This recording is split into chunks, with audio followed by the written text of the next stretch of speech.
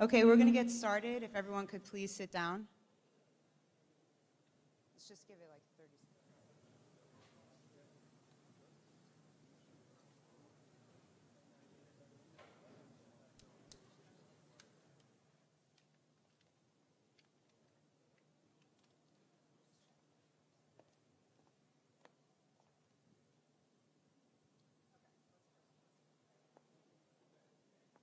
We are Hive, the seed fund that invests in daring Armenian entrepreneurs.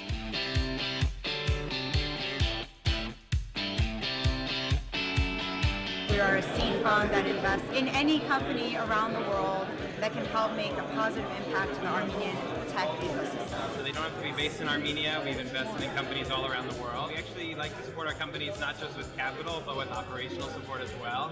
So we provide them with mentors, advisors, access to talent in Armenia to build teams in Armenia. So being able to clearly articulate your business is really important. The best investments are really made first and foremost as a bet on people. This year, we hosted the Hive Pitch competition at the High Tech Showcase in Silicon Valley. 10 startups from Armenia pitched to join our portfolio.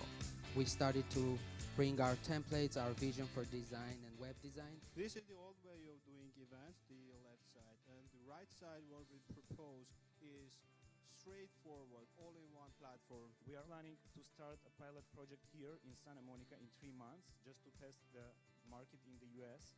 We provide all these functionalities without storing any sensitive information of users. Please give a big round of applause for all these entrepreneurs from Armenia. Learn more about our work and share your startup with us at hivefund.co.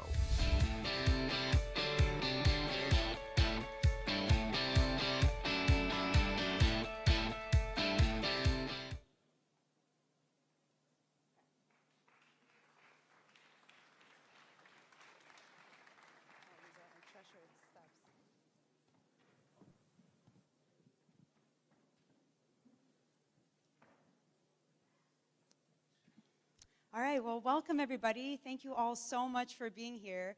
We are so excited for this afternoon. We have an amazing agenda, but before we get started, I just wanted to thank a few key people, and then we wanted to tell you just high level what Hive is about, and if you're interested, how you can get involved or apply to become one of our portfolio companies. So to start, I just want to thank my team, Adam and Alicia. Alicia put together everything here, so let's give her a big round of applause.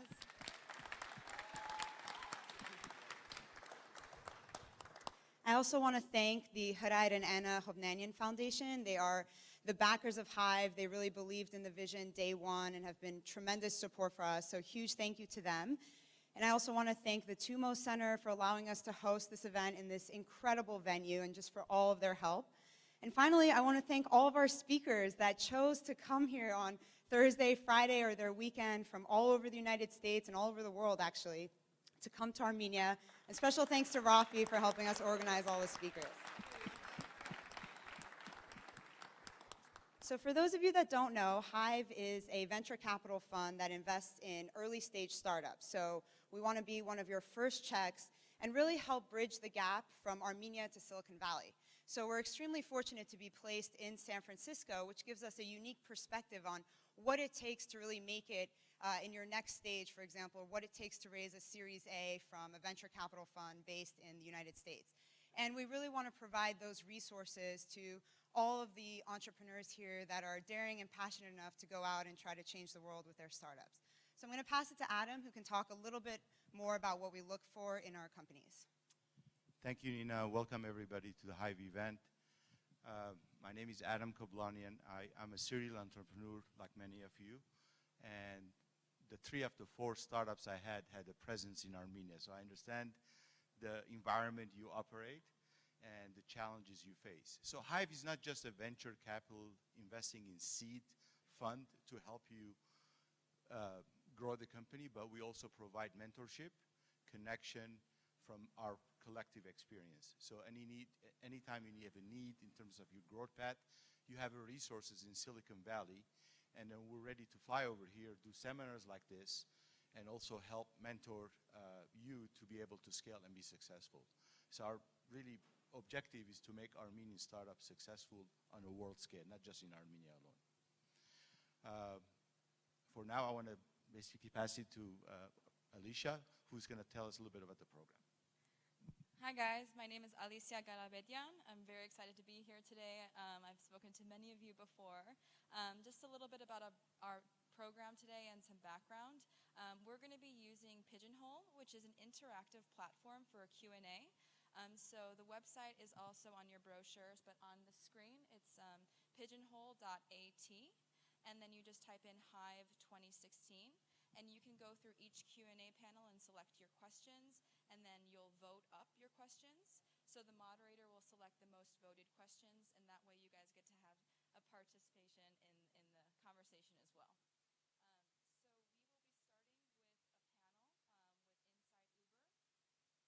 So I'd like to invite Rafi to the stage, Rafi Krikorian, Engineering Director, Chris Velasic, Security Lead, and Robbie Sedgwick, software engineer.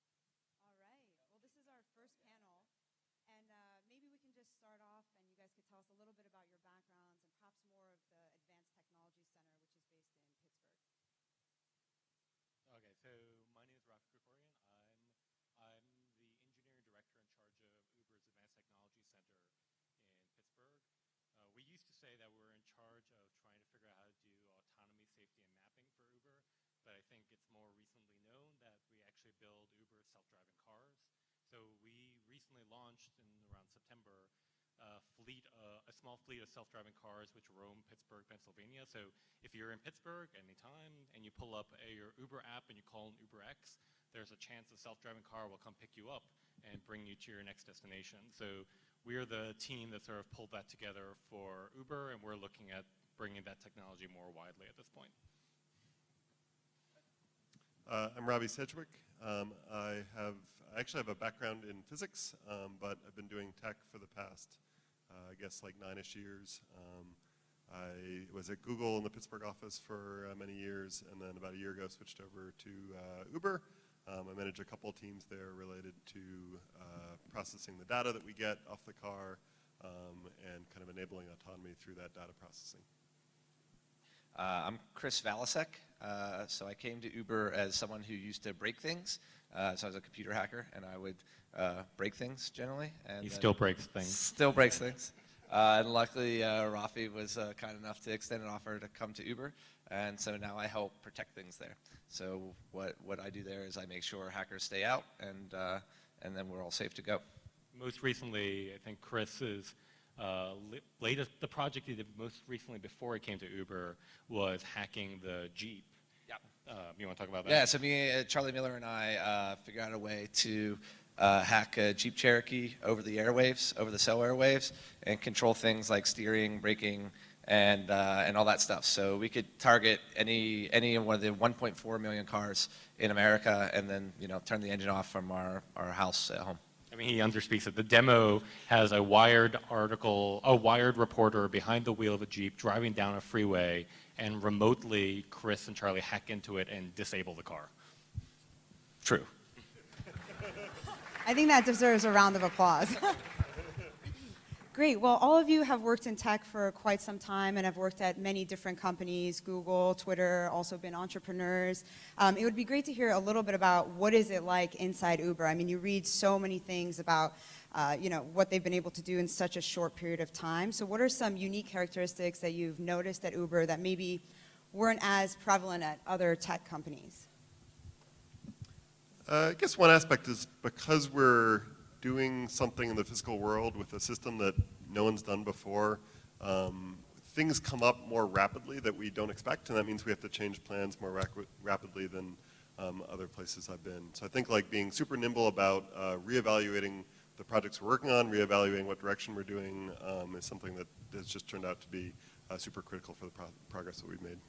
I mean, I think there's like dogpile on that for a second. I think what we do really well, especially at the ATC, is sort of like we're like constantly learning. Like we're in this area where we're doing something that very few people have ever done before. So we're like constantly changing direction to try to keep up with, like, we understand what the competition's doing, we understand where our tech is and stuff like that. Like, in fact, I was on the plane here writing an email deprioritizing a whole bunch of projects and moving people to new projects. Like, that's how fast it sort of happens. And like, I have a whole bunch of emails right now being like, wait, what are you doing? I'm just like, this is what we're doing today. Like, we're going in this direction. So I think the ATC and Uber in general has like this really fierce culture of like, let's figure out what's the right thing to do right now, and like, no bullshit, let's just go and do that. And what kind of processes do you put in place to make sure that you're iterating quickly? I mean, it must be something, obviously there's other companies that are trying to, you know, go after the self-driving car market. What do you do to make sure that you're constantly learning and adjusting and prioritizing or deprioritizing things?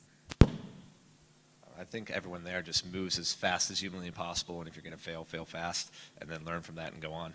I mean, I think I mean, even though we are building something in the physical world, we try to treat it like a software project. So, like, you know, when you're building a software project, you're always like, how do I test this? How do I get a staging server up? How do I break this? How do I get in front of people? We do the same thing on the road. So, like, a developer at the ATC can write a branch, file a ticket. 40 minutes later, a car shows up running that code, and we're like, let's go for a drive. So like we literally like try to get that kind of cadence going, where like people like rapidly can test their code. It's not like once a month we get on the car and try it. Like there are 10, 20 developmental tests that go on every single day on the cars. There's cars running on the test track. There's the cars that run in production, and we just treat it like a software project and try to iterate as fast as we can. I think we're, at this point, kind of immune to it, because most people aren't like, oh, yeah, I'll write code and I'll test it on a car. Like, but to us, that happens every day. I remember I was telling Rafi that it was like, we're going to code sign our code, you know, it's a bit manual process, and we'll get together and we'll sign it, and that'll happen like once a month, right? He's like, it's going to need to happen 3 times a day if we're going to need to do that. So we have to figure out ways to do things that traditionally only happen once a month, every hour. I think that's one of the surprises people have when they start up, like bringing new people on board and seeing like, oh, so we'll do that, and like, yeah, maybe it'll take like 2 weeks before they get going. It's like, well, we'd probably do that by the end of the day, maybe tomorrow, right? That's incredible. I think one of the statistics that we were talking about is that Google took about 7 years to launch their first self-driving car, and you guys did it in 18 months. That's pretty incredible. That's awesome. We sleep a lot. I mean, like my house is literally my house is on one of the test routes. So like I would wake up at 2 o'clock in the morning. I would like text someone. I'm like, where are we on this project? And she responded. She's just like, give me a minute. And then there was a knock at my front door. And she's like, well, I was going to your house anyways. I might as well just stop by and talk about it.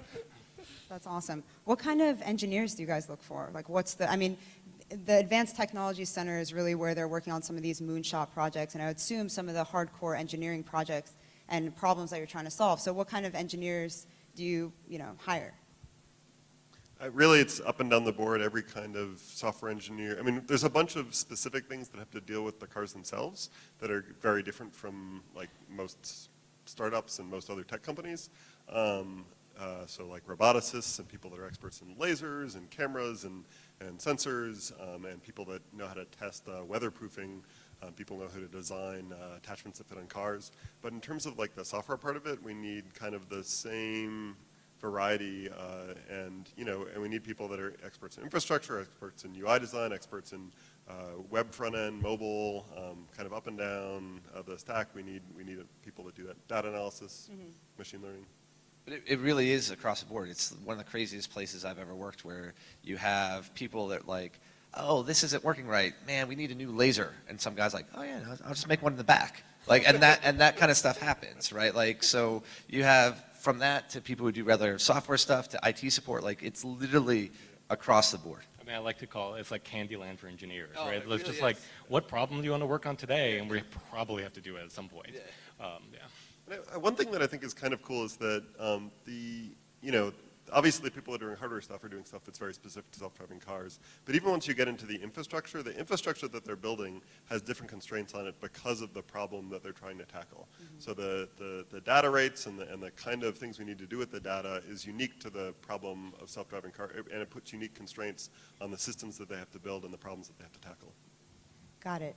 And so I was wondering, because a lot of people here obviously are based in Yerevan, and a lot of people in the audience are entrepreneurs or engineers, what is it like to be at Uber, let's say, outside of the cliche Silicon Valley? I mean, you guys are very close to Carnegie Mellon, which is great, but what are the advantages or disadvantages of not being, let's say, based in Silicon Valley? I mean, I think a lot of it comes down to we do have a sense of autonomy in some ways. Like we have some like high-level directives of like we need to get cars on the road, things like that, but we're kind of left to our own devices for most of that. Like we have a fully staffed team that we can just run in any direction we choose as long as we can justify it in some way. So I think that sort of like provides a level of independence, but also forces people like us to step up our games. It's like we're not going to be told every day what we need to go do. We need to be trying to make the best decisions at every single moment. Yeah, I mean, I'm a Pittsburgher born and raised, right? So it's amazing that I get to work in my hometown and be near my people and have a fantastic job. What I think is really cool is we don't really, even though we're a Silicon Valley company, the ATC in general doesn't get caught up in Silicon Valley-ness. We're not talking about the OAP getting their Series A, right? We're worried about doing what we do best, which is, you know, driverless cars. That's awesome. So what are some of the craziest self-driving car disaster stories that you guys have had? I'm not sure disaster stories is the right way to think about it. Okay, I mean, craziest stories. I mean, there are definitely the days when like you come in and you're just like, the car doesn't turn left today. And we're like, that's interesting. We need to figure out why it doesn't turn left today. But I mean, like a lot of it is actually we do so much work on the track. We do so much work in testing that like we like all the craziness that we talk about is always going to be like so far removed. But what actually gets on the road. Like we try to be really controlled about what gets on the road. Yeah, I mean, like our test track isn't just some parking lot. Like there's cars and traffic lights and everything. It simulates everything that you would see in a city. So it's not like we write some software, hope for the best, and throw it on the road. I think also we see lots of crazy stuff in terms of what the other drivers are doing on the roads, and like it gives us great challenges for stuff that we can duplicate on the test track and kind of make sure that the designs that we're thinking of take those into account. I mean, I think the first trip out to do data collection, they came across a bunch of people wearing animal costumes and realized that, like, you know, we can't, we have to be able to detect people wearing animal costumes in the same way we detect people that are just walking around not wearing animal costumes. Or like for example, like we do a lot of data collection specifically so we can train the car to understand certain things, like whether it's like this is a guy on a bicycle or this guy walking. And like the last time we went out, specifically we needed more training data on bicycles, and it happened to be the underwear bicycle ride that day in Pittsburgh. So we have a lot of training data of people in their underwear riding on bicycles. So the car's gonna be very good at that. Got it. So a lot of people here in the audience have really big dreams and, you know, are passionate about making a huge impact. When you start with, you know, a project like building a self-driving car, like where do you even start? Like what did you do first? And what can we kind of learn from that maybe people could apply to some of the things that they're looking at doing? Yeah, I mean, I can, again, these guys should jump in, but I think a lot of it is trying to define, like, this phrase now gets used a lot at the ATC, for better or for worse, trying to figure out what's really the MVP. Like, what is the simplest possible thing, granted that's overloaded in a self-driving car, what's the simplest possible thing we can do to get something out there? Like, for us, it's like, can we constrain what roads we drive on? Can we constrain what sensors we need? But trying to understand what's the minimal viable product was like super important for us. And then once we did that, figure out how can we get to a framework that we can just rapidly start testing and iterating. Like actually spending some upfront effort to get into rapid iteration was important. Like otherwise you sort of get into this place where you sort of stall out. Because you're just like, I haven't made any thought about how we're gonna test this thing. So you just build, and you get afraid of launching, you get afraid of putting things out there. So investing time to figure out how are we actually gonna get this on the road, and can I do that tomorrow? Can I do it next week? Like what's the fastest thing we can do? Got it. Okay, there's some awesome questions from the audience. So I'm going to read some of these. This one got 19 votes. It says, how do you know it's time to let go and move on if a feature and idea is just not happening for some time? When should you be persistent, and when should you pivot and kind of throw in the towel on that feature or idea? I mean, what I do there is kind of interesting because I don't build things essentially, right? I break them and tell them how to fix them. So for me, I have to be very adamant about the things I know that need to be there. And there's a lot of compromises that are made, but you have to have your core values of things that you absolutely certainly know that is there. And if it's not on there, like everything's a trade-off. What are some of the core values that you guys stick to fundamentally? I mean, you guys want to talk about non-security stuff? No? Yes? Maybe? I mean, I think in general, just kind of being constantly reprioritizing and making sure that you're working on the things that are currently important. I think looking at things, we do everything based on sprints, and looking at things that slip in the sprints, like if something slips, it could be because it's harder, but a lot of times it's because people chose not to work on it and decided that something else was more important. And so if you deprioritize this in the sprint, then maybe it's something that you should not prioritize for the next sprint. And if you were so, like, we have so many things to do that we're kind of only working on the P0s in some sense. I mean, not in a real sense, but in some sense, and right? We're brainwashed. And, you know, if you were so sure that you needed this, you put it in the sprint and you got by without it, maybe you don't actually need it, right? Maybe it's not actually part of the MVP. So like the MVP that you figure out, you know, 2 weeks ago is not necessarily what you've come to learn as the MVP like right now. So constantly doing that. Like as a computer hacker, when I think of things, there's wants and there's musts, right? Like must is something that doesn't make it super easy to get in. Like want is like, man, that would make it harder, but if you don't have this first thing to begin with, then you can't do it, you know, it'll be harder to do. So it's like a focus on the musts, not the wants. I mean, it's not easy to do, but you sort of have to get into the mindset of not getting attached to anything at any given point. And so like, once you can get over that, then try and be as data-driven as you possibly can. Like, Robbie actually runs this daily meeting, which talks about like, what problems are we having right now in the software stack? And we're just like, that is now the biggest problem. It wasn't yesterday, but so I think we're gonna go focus on that problem instead of this problem today. So just trying to be super data-driven about like, what are we really gonna focus on? What makes like the customer's lives easier? What makes operations easier and things like that, and not getting hung up on, well, I've been working on this for 5 sprints now. I'm like, doesn't matter anymore. Sorry, like we just got a dogpile on the most important things. Got it, okay. Another question is about Uber's potential presence in Armenia one day. So right now Uber is in, I think, 60 plus countries and over 250 cities.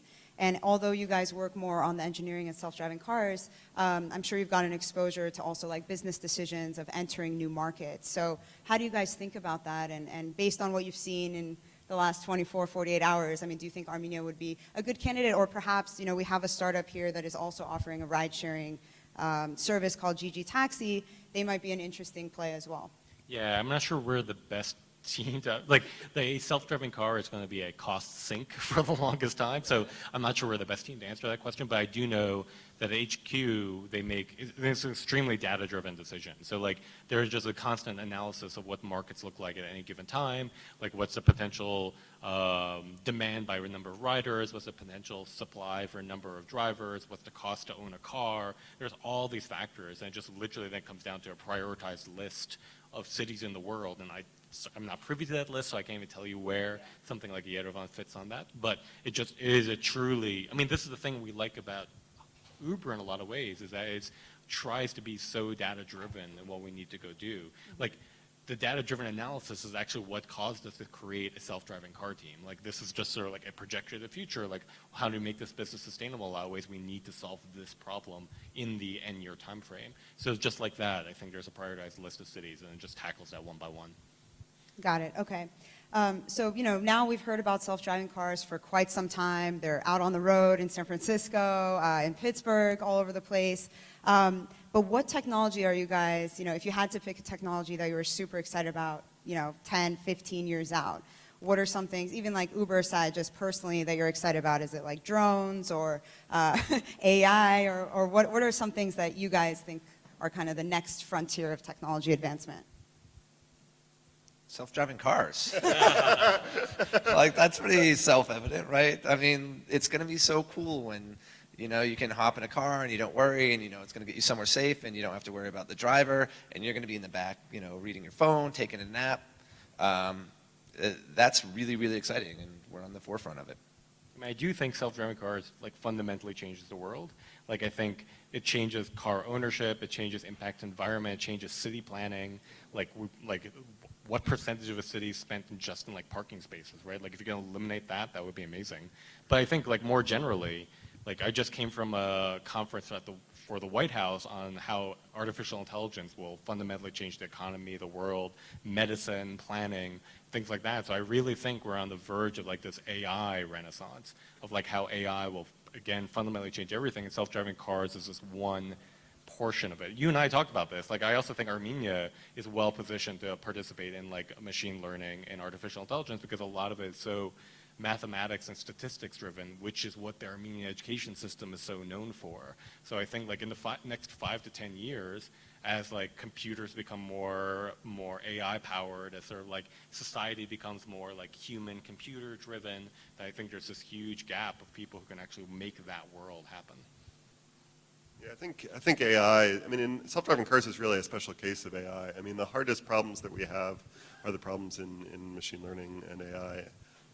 You know, there's an existence proof that you can do self-driving cars with just a camera, right? People can drive and they don't have lasers or radar or anything like that.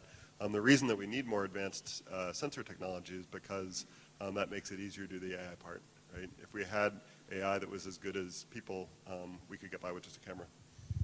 Okay, great. Well, all three of you touched upon, you know, how you have to iterate quickly and deprioritize and reprioritize things. And there's a great question in the audience of how you keep engineers motivated when you're kind of switching them from one project to another. I mean, I would love to know Robbie's perspective on this as well, since I do it to him all the time. But I mean, I think a lot of it is to be mission driven from the top and not mission driven from the bottom. So like, I think the entire reason people are at the ATC is not to work on their pet project per se. I mean, that's what I think, might not be true. But our goal is really to change the way goods and people are moved around in the world. So I think like, you know, we pushed really hard toward our September launch pilot, but once we got there, like we were the team that put these cars on the road. It didn't matter exactly which part of the project you were working on. We're the team that got this car on the road. So I think trying to stay mission driven from the top and not from the bottom is one way to think about it, at least. I think as people develop as engineers, they get used to the fact that, you know, all code gets deleted, right? And you have to take the value out of what they've done so far. Like, you know, even if some technique doesn't pan out and we have to cancel, or it gets deprioritized because kind of the top level directives change, like you can still emphasize the positive things that came out of that. Like, you know, if it's work that we're deprioritizing right now but might reprioritize later, then like that sets us up for later. If it's work that like, hey, we learned that this approach isn't the right one, that we have to go another approach, like that's actually really valuable information. So I think focusing on those things, focusing on how the people on the team can be useful in the new projects and the new things that we're doing, I think that's how you keep people. I think this is really hard. I think it's one of the hardest parts about constantly reprioritizing is making sure that people still feel valued and still feel like they're able to accomplish the personal goals that they have for themselves. Yeah, I mean, Rafi hit on it earlier where you can't be married to a project. You could be a roofer or a painter or a window washer, right? Like your job's going to change and you just have to accept that, and it's going to be something that happens, and as long as you're not married to it, you know, you just deal with it and go on. But I mean, like it all comes down, like you're trying to build, at least I am trying to build like a culture of experimentation, right? So like experiments are going to fail. Like we try not to say the ATC is about building moonshots because it's not. Like this is like the fundamental direction that we believe the company is going to go in. But within that, we're just going to try a lot of different things. We're going to try a certain machine learning technique. We're going to try a certain sensor configuration. We're going to try all these things, and it just might not work, and that's fine. Like we're going to learn about why it didn't work and apply that into the future. And so like getting to that cadence, I think, is super important. And I think the flip side of this question is if you don't kill a project early enough, that can be equally demotivating, if not more so. If the engineer on the project thinks like, I don't feel like this is going to work, but it's still prioritized, like that can be really demoralizing. And so being sure that you kind of kill stuff early and often can actually improve things in those situations. It's an imperfect world, right? Like, I know I had a hard time right when I got there. I was like, okay, Charlie and I designed this perfect security paradigm. Let's do it right now, and I will not do anything else until this is all done. And then you quickly learn that, like, it's a compromise, and some things are for a later date, right? And you just need to do what's important now, and it's going to change. Yeah, this is actually one of the questions that I will ask when interviewing engineering manager candidates. So it's a great question. Oh, nice. And yeah, and people have good answers. One person answered, I never cancel projects because I always pick the right projects to start. Yeah. That was not a good answer.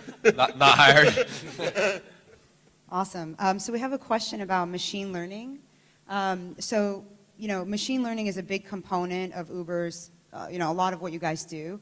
Is there any plan to publish any papers or open source any of that stuff? I mean, I think people are trying to understand if they can leverage what work and groundwork that you guys have done for maybe other applications. Yeah, I mean, Uber has been in the process of open sourcing and talking about a bunch of the work they're doing. So machine learning was eventually on the list of like talking about like how we're training different models, what the infrastructure looks like, but we're sort of like making our way through it. There's just so much to do at any given time. Like I think my personal philosophy is that sort of making something open source raises the quality of the work that you do internally. It also benefits the ecosystem, which has a pile-on effect backwards to us, but we're just also not there, right? Like we just have so many things that we're doing that sort of making a prioritized time for that is hard, but we have to do it. I believe it's the right thing to do. A lot of the machine learning folks come from academia, and so they, are used to this culture of publishing, and I think they've been trained like that right now we're focusing on the product, but I'm sure that they would love to get back to publishing some of the results as soon as we have the time to do it. Okay, great. So there's a question which says, how do you deal with the pressure of actually having humans being in the car? And I'm sure, Chris, this is something that you probably think about all the time, but it's different than writing, let's say, some software where there's a bug, where the app crashes, or whatever it is. I mean, you're actually dealing with people's transportation. So how do you deal with that pressure, and what is it like? Lots of yoga, get to the gym.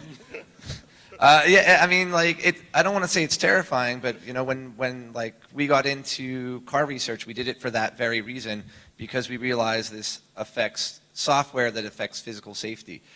So it's actually less, like, terrifying than it is, it makes you feel good, because you're going to make someone probably safer than they would be if, they drank a bunch and are driving down the road themselves, right? So, I mean, that's like a task that we're working on. Yeah, I mean, to sort of like follow on that, like the statistic that we would like to talk about is there's something like 1.4 million deaths a year in car accidents. 95% of those are human caused. Like it's a human error which caused a death to happen in a car accident. So a lot of what we're trying to do is try to push that bar further and make it safer. Like you can think of a lot of the technologies that we're working on builds better advanced braking systems, or might build better detection systems. Like right now, a lot of cars that you might buy will stop if they come in front, like if something comes in front of them, but like what happens if a guy even smarter than that? What happens if it could safely swerve or things like that? So a lot of the work we're doing is trying to fundamentally make driving safer, but of course the burden does shift on us. So like our approach right now is we do have a person in the car who watches and manages what the car is doing at any given time and can take over very easily if we think anything's going wrong or if they think it's getting to an unsafe situation, and then we'll later analyze that. So like part of what Robbie's team does is every single time a person takes over, we look at that event and try to understand what happened there, what would the car have done, and try to get better in those situations. So sure, it's definitely a stressful thing for all of us that we have passengers in the car, but we also wouldn't have put it on the road if we didn't think we were ready for it. Got it, okay. There's a question about being an entrepreneur versus, working at a big company. I mean, you guys, Rafi, definitely you've had entrepreneur experience. Robbie, you've been at Google and Uber. So maybe this question is really for Rafi. What made you excited to go work for Uber rather than perhaps, starting something else? And are you happy with the choice you made? Yeah, I mean, like working for the ATC is kind of like being an entrepreneur in some way, right? So like we're braving sort of like uncharted territory. We're trying to make business decisions that sort of benefit all of Uber in general. So a lot of that sort of definitely comes into play. But one of the things of being able to effectively general manage this effort is that you don't have the same budgetary constraints. You don't have a lot of the other things that like that I've faced when trying to build it from a smaller thing and grow it really large really quickly. Like the ATC has grown retardedly fast in the last 18 months. Like we don't disclose exactly how many people work there, but like it started from a small number of people and now we fill a very large building full of people working there. And it's because a bunch of these barriers that would have been up in front of us if we're starting small are just not there. Our budget is really large. Like we are, at the same time, we're like a multi-billion-dollar company has entrusted us to figure out the future for them. So like it's all trade-offs and balances, but sort of like it's just different kind of entrepreneurship, I think. Got it. Yeah, I was going to say, yeah, like I'm not an entrepreneur really, and I've never started my own company, but what I really like about it is you can go into kind of a big behemoth like Uber, and you can change it for the way you want to do it from the inside out, right? And that still takes some spirit because you're going to get told no a lot, and people are going to not like your ideas. But the cool thing for me is you go into a company that's kind of changing the world, and then you put your own little mark on it, and it's going to be there forever. I mean, and the exact same thing applies. Like we still have to defend our budget. We still have to defend our results. You still have a board? Yeah, I still report to a whole bunch of people who yell at me daily. So like we still have a bunch of that kind of stuff going on. It's just we've traded that for not having to worry about fundraising and things like that. Okay, I'm going to shift gears a little bit because we have a couple minutes left. I'd love to just hear your thoughts on what things you guys did early on that have put you in such a position to work on such cool projects, you know, like self-driving cars, and if you have any advice to any engineers out here that are either running companies or maybe one day aspire to be working on similar projects at similar companies, it would be great to hear all three of your experiences and perspective on that. I think one thing is that, you know, when I was, so I started out in academia, I was doing postdocs, and like I really felt like when I was leaving academia that I was deciding the course of the rest of my life in one decision. And that's not really true. Like you have tons of chances to change what you're doing and tons of chances to make course adjustments, and focusing on the things that, you know, focus on things that get, you know, figure out where you want to be, focus on doing those things now, make sure the things that you're doing are getting you towards where you want to be. You know, and it's local optimizations, but it has to be local optimizations in the right direction. So you want to have a goal in mind and then reevaluate that goal as you go through to get you to someplace you're happy with and someplace where you're working cool things. This probably goes against what most people do, but shocking. I always tell people don't be a generalist. Like, you have to be a specialist. You know why you get sent to the knee doctor? Because the regular doctor doesn't know how to work specifically on knees. My whole career has been starting at a very broad stroke. I wanted to get into security, and then I wanted to get in Windows security, and then I wanted to get in low-level hardware security, and then it led to cars, right? So the reason I think I landed where I did is because I got laser focused on exactly what I want to do instead of just saying, like, I want to be a computer hacker. Like, I wanted to be a car hacker. I want to be the best car hacker, right? So I focused all my energy. You know the difference between a bike and a chopper? Chopper's purpose-built, right? That's to a specific thing that you use for a specific reason. So you have to focus on very specific things. I mean, I'll take the exact opposite approach, which is I'm not really good at any one thing.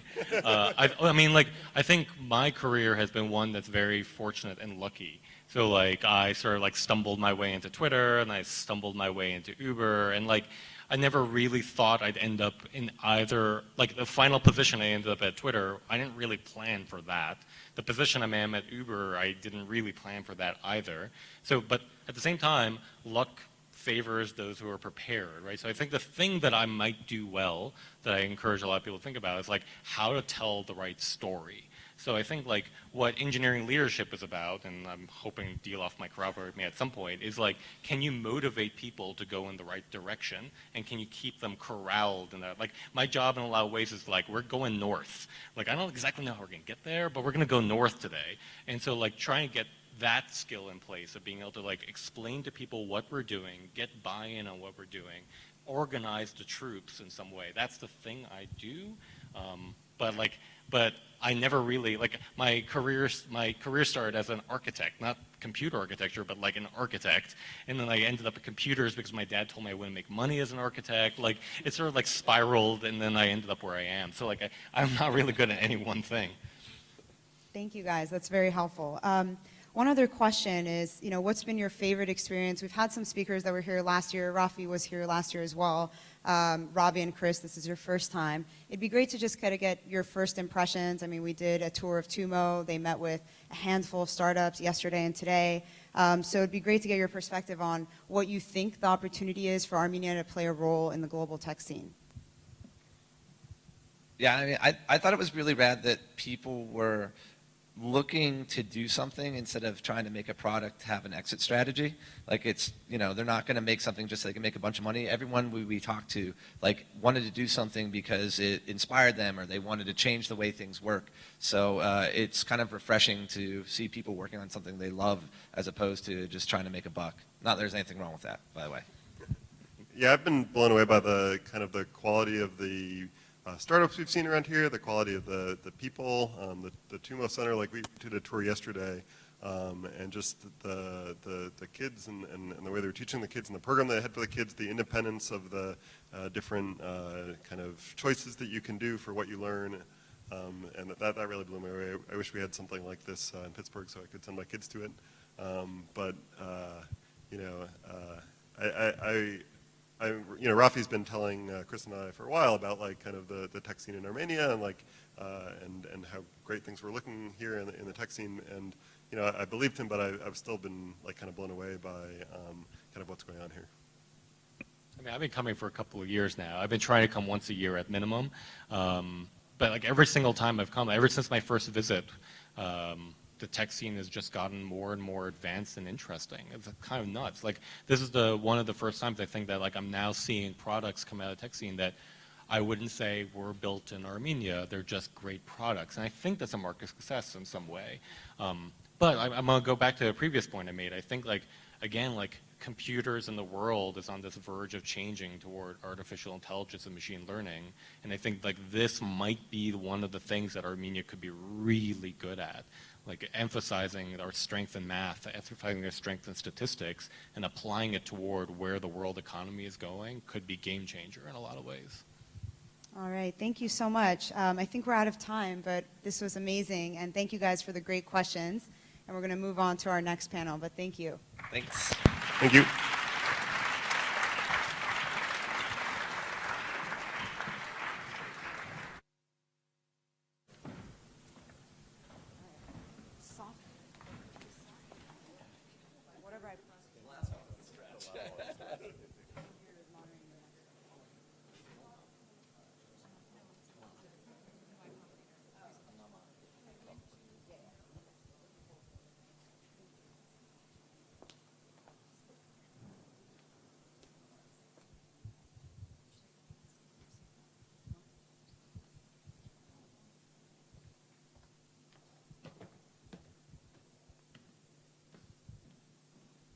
Hey guys, that was an awesome panel. So next we have Event Geek. They're coming up to speak about their experience in Y Combinator. We've been in Yerevan for the past 5-6 days with these guys, and they are one of our current portfolio companies. So they actually met at the Hive Summit last year. So they'll give you a little bit more about their story. I'd like to invite Derek and Alex onto the stage.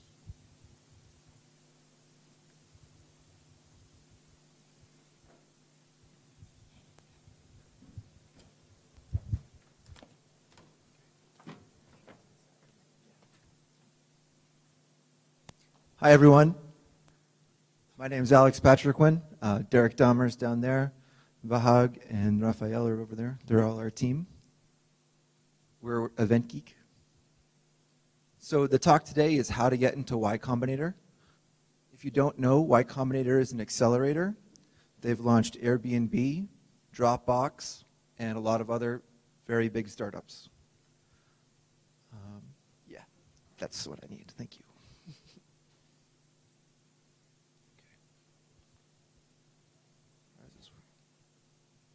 Okay, cool.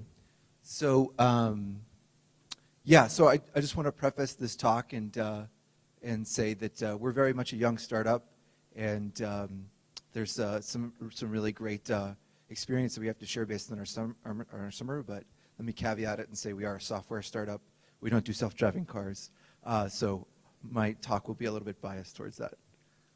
Okay. How does this work? Oh, jeez.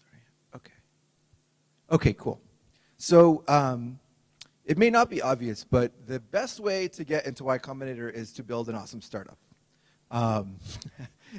If you build an awesome startup, your chances of getting into Y Combinator will be a lot better, and also you'll have a great startup. So when you get out of Y Combinator, you'll be a lot more likely to be successful. So this talk is going to be first and foremost about building a startup the YC way, because there is definitely a methodology for building a great startup that YC teaches, and I can share our experience with that. And then the second part of the talk is going to be more brief, and it's about how to actually apply to YC.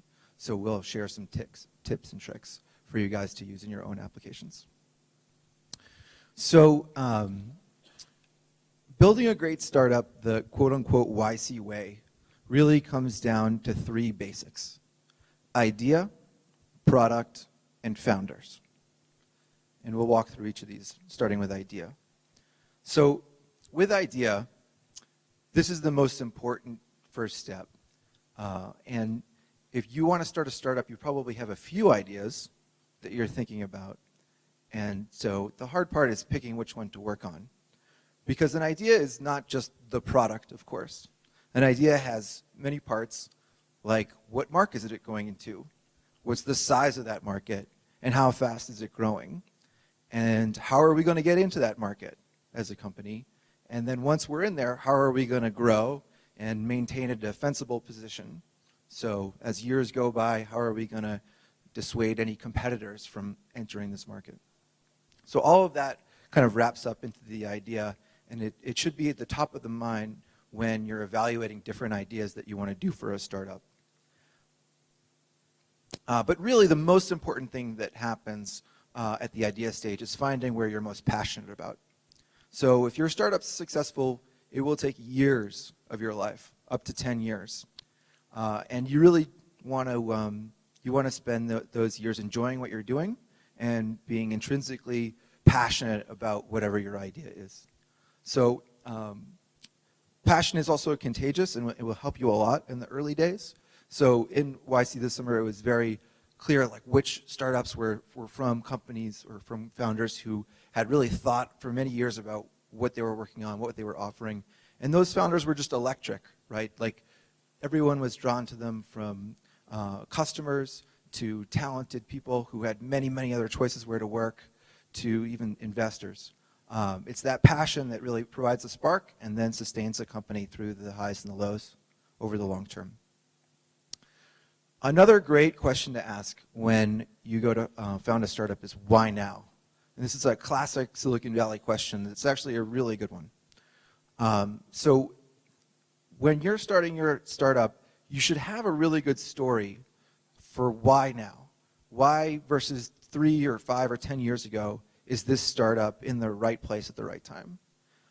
We just heard from Uber, and you know, we can think of this why now question in terms of Uber. Like when Uber started, what was different about the technology landscape at that time? Well, we had mobile phones and Google Maps, and there was wide penetration for both of those. So those provided the conditions on which Uber got started. This was years ago, of course, but the question still applies today. You should be able to answer to YC and to really anyone that you're talking to about your startup why things are different now, and it's the great time, the perfect time to start your startup.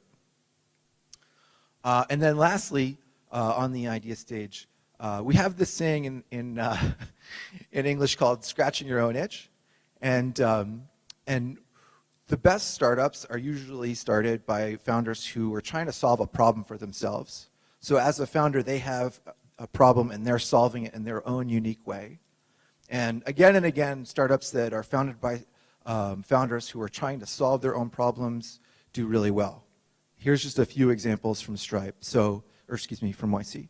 So Stripe was started by a few engineers who wanted to take payments online, but they had to go through all this PayPal documentation, and it was a huge pain. So they started Stripe, so now any developer can easily take payments, and it's a multi-billion-dollar company, right? DoorDash is another one more recently from YC. The founder grew up in the restaurants. His family owned a restaurant, but delivery was always a huge pain. He had to like get on his bicycle and do all this delivery.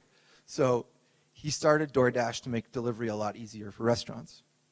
And then Flexport is another company which was founded by a founder who worked in the shipping industry for 6 years and saw firsthand all of the problems in the industry. He knew the industry really well, and now he started this company, and in just a few years, they've raised $50 million in venture capital. So being familiar with the industry is a great way to understand the problems, understand the challenges that you're going to face, and to get a head start on understanding the customer. Because if you are the customer, you don't have to spend as much time understanding what that customer needs because you've experienced those problems directly. So it all starts with a great idea, and then from an idea, you want to build that into a product, and then from there, into a company with founders. When you go to the idea stage, from the idea stage to the product stage, it's all about building something that users love. And YC hits on this again and again. So when you're building a product, it's really important that you're getting excellent feedback from your users, that they love this, they think it's the greatest thing ever. And the only way to get that feedback and to get there is to talk to users a lot. Building a great product will kind of solve all of your other problems. Go back a second. If you're screwing up in HR, if you're screwing up in fundraising, a kind of great product will enable you to move over all of those issues and still win. But if you don't have a great product, you're going to have a lot more headwinds in every other aspect of your business. So focus relentlessly on building a great product that users love and get there by talking to users. And in fact, you don't need a ton of users to love your product to get started, to get into YC. I was talking to somebody earlier and they asked, like how many customers do I need to be really competitive in the application process? And I said, well, it's not really about the number of customers. It's about how intensely they love what you're doing, what your product is. So it's okay if you only have a few customers, but if they love what you're doing, if they're on Twitter tweeting about it, et cetera, like that's way more powerful than just a ton of users who are like, this is okay, but it's not that great. And the reason is that you can usually find a lot more users who are like those that love your product. So word of mouth is extremely powerful. It's the most effective way for startups to grow. And when people love your product, they'll tell their friends will try it, they'll love it too, they'll tell their friends, and so on and so on. So really focus on finding those first few users who love your product. And start small as well. So this is another great hack to getting started with a product. Like try and scope down your idea. You may have a really big idea, but start as small as you can. Maybe don't even build any technology. Maybe don't even build a software product. Maybe just start with a service and manually exploit it. Figure out what's the job to be done that your product is trying to do. If it's trying to put holes in the ground, then go offer just that as easily as you can and get feedback on it and start from there. Building a great product takes a lot of time and resources, so you really want to scope this down and cover as kind of the minimal surface area. Talk to users as well. So getting directly in front of users is the best way to get feedback. You want to go to coffee shops and meet up with people in their workplace, wherever they hang out, and understand exactly what they like and don't like about your product.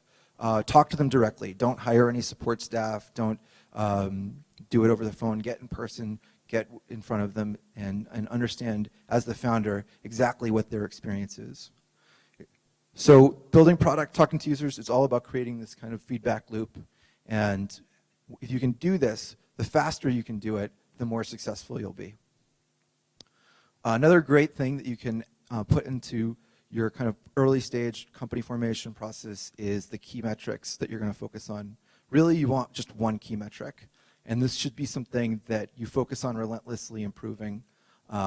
It should be something that's really focused on growth. So don't use like total registrations, but instead focus on something that can reflect your current growth. So that's like the number of daily active users or some key activity level. Those are the key metrics to focus on. So just one final note on founders, and then we'll get into the second part around applying to YC. With the founders, you want to find somebody who you have a great relationship with. You're going to go through like thick and thin through them, so make sure like you really trust this person. Ideally, you've worked with them before, so you have working experience. Recommend doing it with a friend, somebody who have like more than just, a kind of stranger type relationship with. So, one thing YC doesn't recommend is actually like going to co-founder meetups and just finding people to start startups with. Like, you want to have a really great relationship with this person, because if it does work out, it's going to start to test the relationship immediately. Okay, so the last thing I want to mention is just to check out this website. YC actually publishes a lot of this information for free. They have really great talks, and they go in a lot more depth into these points. You can get to these videos for free at startupclass.co. I definitely recommend watching them. They go into lots of topics with all of the kind of leading people in Silicon Valley who've come up with these ideas and a lot more. Okay, so that's kind of how you get started building a startup the YC way. And then it comes time to apply. So applications happen twice a year. There's 2 batches a year. There's 7,000 applications per batch. That comes down to about 20 partners who spend about a week on it. So you're talking about like a hugely competitive process that has to go through this like little thimble through of filtering. And that comes out to like basically 300 applications per partner. They spend about 3 minutes on average on each. So it's really important to spend a lot of time refining your application, making it clear, and making sure that you're putting your best metrics forward, your best foot forward in terms of what we talked about before with user feedback. The video is the most important part.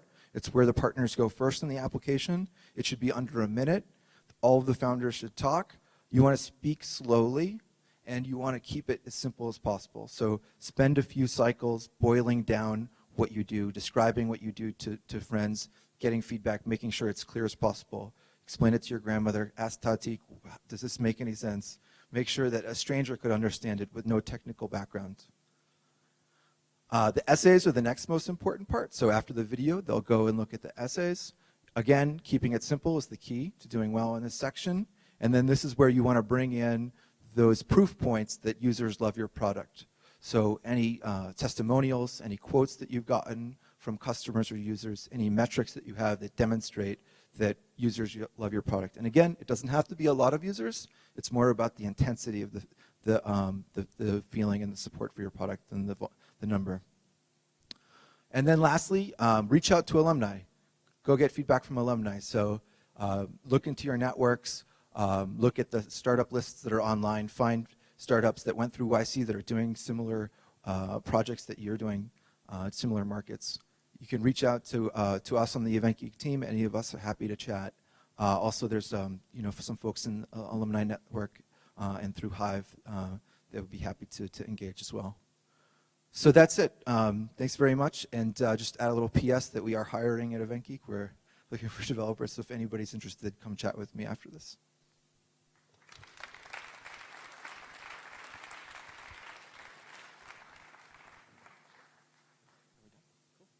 So we have a few questions here. Oh, okay. Yeah. So you want to answer one about Armenian? So yeah, sure. So one person asked how many Armenian founders have gone through YC and if they're all connected. And I think the answer is there's not too many. It's Wakey and who else? There's maybe like a small. There's a handful of 4 or 5 Armenian startups that have gone through YC, and we're pretty closely connected, but we could be connected more. So that's something we should work on. But informally, we all know each other and are connected. Yeah, I think one of the things when you're going through this process of trying to get funding or going through an incubator, a huge part of it is finding your way into a group. People love warm intros. It helps to get advice from people who have gone through the same experience. And so really anything in common you can find with other people as an excuse to talk to them, to email them, and get feedback is great. So whether that's people you used to work with or people who are from the same cultural group as you, those are all just great reasons to reach out to someone and use them and have them be part of your network. Right, so what do you want to do? So have we used the famous YC network? Yes. Yeah, I mean, the YC network is incredible. So it's definitely one of the biggest reasons to do it. We've been introduced to some of the leading CEOs in our industry, made great connections. also the investors are all really the best investors in Silicon Valley. Yeah, sure. So, what was your aha moment at YC? Alex, you want to take that? Sure. Invite flow. So yeah, so I think our aha moment at YC was pretty early on. In our app, it's a collaborative app where invitations are very important. It's like how we grow within a company. And one of the partners encountered like a little bit of a frustrating experience with the invitation flow, and he basically he gave us a good kick in the ass and was like, you know, this is something you guys need to prioritize. We need to make it way better. So we actually came back and it still wasn't good enough. And then we went back and redid it even more thoroughly, and it's actually improved our kind of invitation flow by 10x to be able to get this high standard that we got from one of the partners and then go and implement it. Yeah, and I think when you're going through Y Combinator, or if you're just kind of using the lessons from Y Combinator, which are always be thinking about growth, always be getting feedback, always be testing your ideas, you'll have these aha moments all the time. You know, I think on our drives down to Mountain View every week, you know, we got to spend a lot of time in the car together just talking about stuff, like what progress did we made, and that was really a big source as well for these moments where we're just oh, that's who our customer is. Oh, we should be going in this direction. That makes total sense. And I think we had 5 of those over the summer where it was just obviously we should be doing this, and we didn't think about it until, you know, you spent a lot of time kind of iterating over it in your head. Yeah, it seemed pretty obvious on the ride back up from Mountain View, but yeah. You want to talk about the interview process? Sure. Yeah, so the interview process is really intense. Basically, you wait for a whole day to come in and get your interview in Mountain View. They recommend you get there early. The interview itself is 10 minutes long, and it's done by 4 partners, and they already know all about your startup, and they ask you a ton of questions. It's like machine gun questions, and it kind of goes by so fast you don't even realize when it's over. And then you wait 5 minutes for them to tell you if you're in or out. So they tell you really 5 minutes afterwards. So for us, it was the fastest 10 minutes of our lives, and then the longest 5 minutes immediately afterwards. Yeah. The interview process itself, so quick, but we spent maybe a week or 2 before that preparing in all kinds of ways. We, you know, practiced with each other. We updated our application, and it sounds weird, but that was actually just the process of applying was incredibly helpful for a business, because you have to fit all this information in 10 minutes and be prepared. And as you're preparing for that, you're constantly reevaluating what you think your own business is. And it seems obvious in your head, but it takes really articulating that over and over and over again to kind of discover what the core of it is. Yeah. Sure. What's the future of startups and investors? I have no idea. So, well, AngelList? I can talk a little bit. I can talk a little bit about the patterns of companies that we saw, at least in our batch. And I think there's this. I mean, there's a well-deserved stereotype of Silicon Valley startups that they're all consumer internet, you know, Facebooks and Yo and social apps and really, you know, stupid little fun things, and that's definitely not true. But the big wave that I've seen in the past few years, and especially more and more this year, is how many startups are solving real problems, real, sometimes interesting, sometimes really boring, but very lucrative problems. So there's things like one of the startups in our batch that did really well was trying to help the way ambulances restock their medicine. After they go and do a run, they have to go and restock their medicine. It used to take 40 minutes, and they were able to reduce that down to 10 minutes. And that's just this really specific problem that you probably wouldn't think about normally, but that's a company that exists now and, you know, is doing really well because of that. Yeah, I think that's also a great example of starting small. The founder of that company had a relative who died because the ambulance didn't move fast enough, essentially. And then she started asking why, and realized that about 40% of ambulances' time are actually spent saving people's lives, and the other 60% are spent on paperwork. The people who run the ambulances have to do all this paperwork.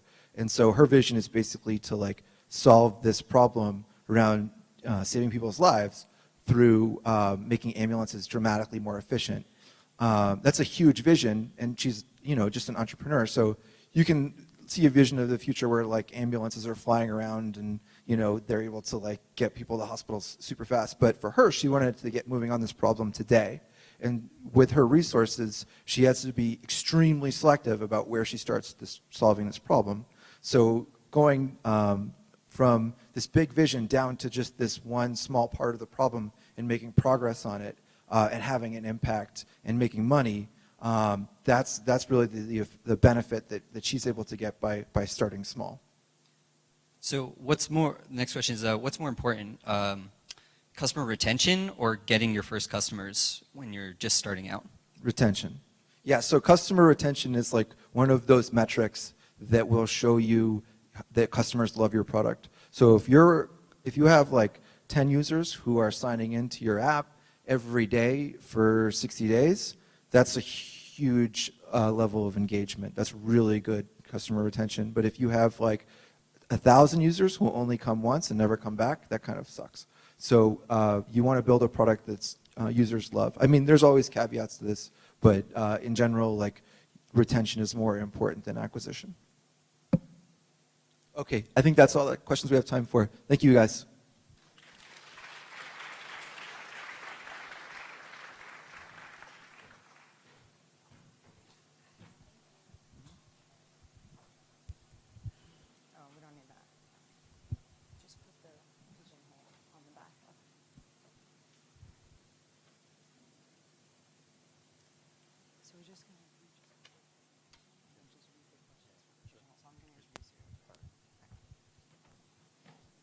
Okay, our next speaker is Paul Asoyan. He works on the strategic partnerships team for Google Cloud. And a lot of things that we see startups in Armenia have trouble with is actually signing their first enterprise customer. And as you know, enterprise deals and the sales cycles are very long. So Paul's going to spend some time talking about some of the strategies that salespeople at Google use and what you guys can use some of his tips to hopefully be successful. And then he's going to spend a lot of time on Q&A because there's been a lot of demand to ask specific questions about maybe some sales issues that you've been having or challenges. So please be active on the Q&A as you guys have. We've had some great questions, so keep it up. Thank you. Thank you so much. Super excited to be here. My name is Paul. I'll tell you, let's get the most interesting part of the presentation out of the way. I'll tell you a little bit about myself. So I've been at Google for about 9 years now, and all of it was in sales and partnerships. So right now what I'm doing is I am managing our partners that are third parties that are basically helping us with implementations of very complex technical solutions. So I am on the Google Cloud Platform. So that you understand what is that we do, we have a customer that comes to us and says, hey, we're really interested in your solution, but we want to test drive it, or we want you to come on site and do the implementation. This is not something that Google will do, and this could be very interesting for you as well, because we just cannot scale. We cannot be with 1,000 customers at the same time. So instead of what we do is we actually have third parties that are small, medium, and large companies. So they are as big as the Accentures and the Deloittes of the world that will go and engage with our big customers. And they can be as small as 20, 30 person startups that focus on machine learning, for example. So Google Cloud Platform is concerned with a business that is estimated to be around $1 trillion with a T, right? So when billions of dollars get thrown around, you don't really know the exact number of dollars that's in there, but we estimate it to be about $1 trillion. What we're seeing is every single Fortune 1000 company has a plan of getting out of the data center in one way or another. So right now there is a lot of stuff on premise, and a lot of this stuff is being moved into the cloud, right? So this is why this is a huge opportunity for Google. And we argue that this could be as big or bigger than our ads revenue, which is about $100 billion, right? So if we capture a significant part of the market, this could be an incredibly interesting story for us. So we have three ways really of how we operate from the sales perspective. One is online, something that is fairly small, and we keep playing with the number. How big are those opportunities? Something that's fairly small, we make sure that we have an incredibly easy online flow, that you go and you're like, hey, I want to experiment with BigQuery, for example, but I'm going to spend about $1,000 a month or so, right? This is not something that we want a direct Google rep involved in, just simply because there may be 10,000 of these out there, and we can't really scale through people. And that's a very important aspect of Google. As we're going to be going through questions, ask me any questions about Google Cloud Platform or sales. So one thing that's important to know about Google is that Google does not scale through people very well. If you want to double your sales and you're brute forcing it through people, you're going to have to double not just the amount of sales reps, but double the amount of lawyers, marketing, support, and so forth. Not something that is scalable at all. And that's another crucial thing to understand about Google. It's all about scale. How do we scale? How do we 10x? That's all we think about. 10x is kind of the most important thing. So when you go online, you swipe your credit card, and you start billing about $1,000 a month or so. This is something that you're not going to get direct Google involvement through. However, we have awesome automation tools that will show us and that will alert humans at Google that, hey, you're growing from $1,000 to $2,000 to $10,000 a month. So at $10,000 a month or $100,000, $120,000 a year, this is something that warrants Google's attention. And we have ways of getting in touch with customers, but just bear in mind that there is the online channel that is very, very powerful, right? So then we have direct reps, also an important thing. So every direct rep has a territory, and they have a list of customers in very strict priority. This is the lowest hanging fruit. These are kind of middle of the road, and these are what we call aspirational. We hope we're going to get them. We don't know if we're going to get them. So direct reps have a way of approaching the customers, and there are many different ways of doing that, either through LinkedIn. We're fortunate that many of these customers are already spending money on AdWords or AdSense, so we have ways of reaching out to them and sort of talking about our solution. And then the third piece, and I think this is very, very important for a lot of companies here, is the channel piece. This is something that I do. So we have a lot of partners out there that take our solution and bring it to their customers. This is a great way for the smaller Armenian companies to scale. So you can go to a partner and we say, we have this awesome solution. Can you offer it to your customers? And you will get a margin, and now you don't have to have a direct sales team that's 1,000 people. Makes sense, right? So some of the things that we have learned on the sales side of the house, I'm going to kind of go through some foundational stuff that is often missed. So first thing that the sales rep ought to be is you ought to be an incredibly good listener who asks impactful questions. A lot of people think that in order for you to be a great sales rep, you should talk fast and just throw a bunch of words at a human being. Completely incorrect, totally wrong, and this will get you into that seller-buyer paradigm where you do not want to be. So if your customers are looking at you as a seller, they're going to treat you like a seller. They're going to be a buyer, you're going to be a seller. They don't have a quota to buy, by the way. You have a quota to sell. This is not where you want to be. This is kind of a losing proposition. Where you want to be is you want to go into a different paradigm. You want to go into the student-teacher paradigm. So I was on the Maps team, and I actually sold Maps to Uber. When I came to Uber, they asked me, hey, what do you know about Uber? And I said, nothing. I know nothing about Uber. They're like, well, really? Nothing at all? I'm like, nope. They're like, well, do you use Uber? I'm like, yeah, oh, absolutely. I know a lot about Uber as a consumer, but I know nothing about your business. I don't know what's important to you. So please tell me what it is. This worked actually extremely well. Slightly risky to say I know nothing about Uber at Uber. But basically, the tables were turned. They really wanted me to understand what they're doing and kind of shy away from saying, we have a solution. Do you have a problem? Right? It's more like, what are you trying to do as a company strategically? And how can we help you? Right? So that works really well.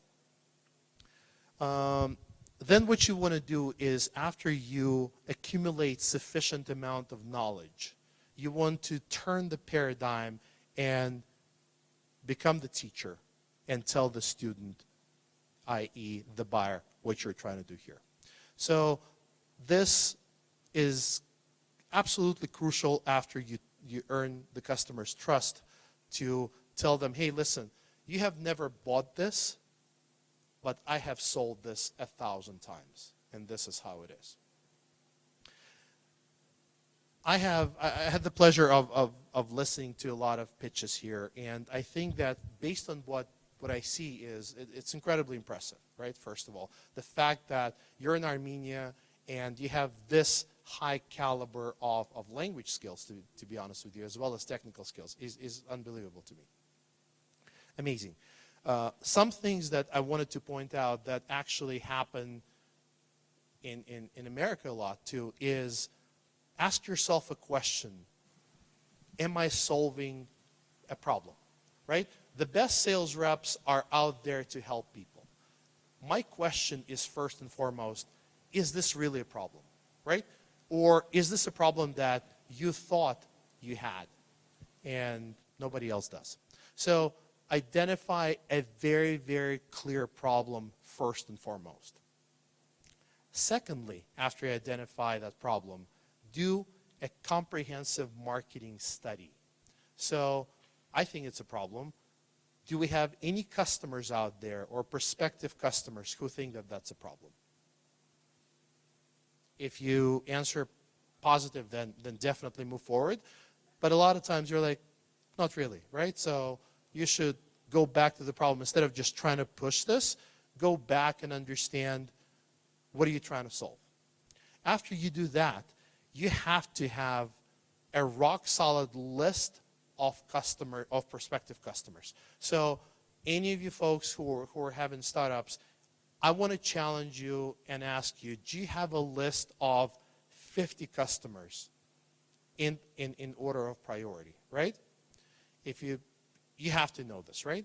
And after you do that, make sure that your pitch is rock solid, that you can explain what you're trying to do to me in such a fashion, and this is very important, that I can read your email on my phone without scrolling, because nobody's going to do that, right? I've gotten all sorts of emails, 3 paragraphs. Nobody in the United States will ever read this stuff, I assure you. So your pitch has to be in 1 paragraph that I can read on a phone, right? And then if you think that this is what you want to do, decide how you're going to execute against that.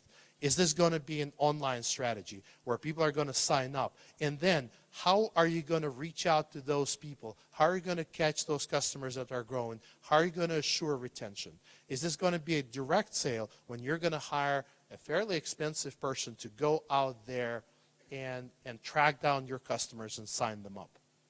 Or are you going to employ the channel strategy where most of your business is done through partners?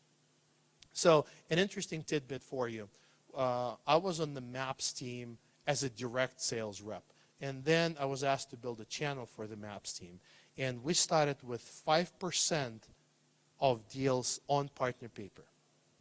In 2 years, I think 2 years later, we're around 88 or 90% of deals on partner paper, for obvious reasons. It scales infinitely, and also it doesn't get us bogged down in building features and implementations for individual customers.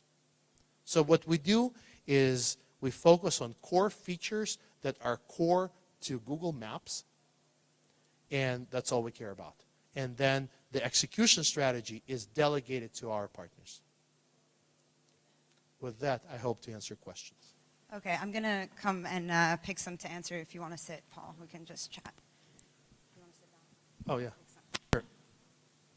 Okay, so Paul gave you guys a great overview of what it takes to sign some of the large enterprise customers, and I wanted to focus on there's some great questions on more of the tactical things. So you have a product, you have a team, maybe you have a salesperson, or maybe you're the CEO and you have to do the first sales yourself. So how do you actually get to the point where you're sending from a cold email to a contract? So let's try to go through that process. What does that look like? Like, how often do you send cold emails? How frequently do you follow up with them? Is it like 6 to 8 emails? What do you write in the subject line? Like, how do you get a customer's attention in the very beginning? Awesome. Yeah, so we sort of have a bit of a science around that. First of all, the subject line has to be a paraphrase of your first paragraph. Very important. Secondly, we will not give up until we have at least 8 touches with the customer. And So those you email people 8 times? email and call. Okay. Any combination that So you works. still cold call people in sales? We will, yeah. Okay. But there is an interesting nuance there. We will never reach out to the actual buyer first. We'll never do that. The reason why we're not going to do that is because, let's say you want to talk to the CTO of a company.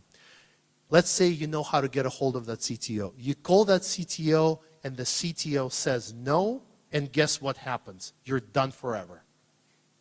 What you want to do is you want to navigate your way throughout the organization and get a referral to the CTO.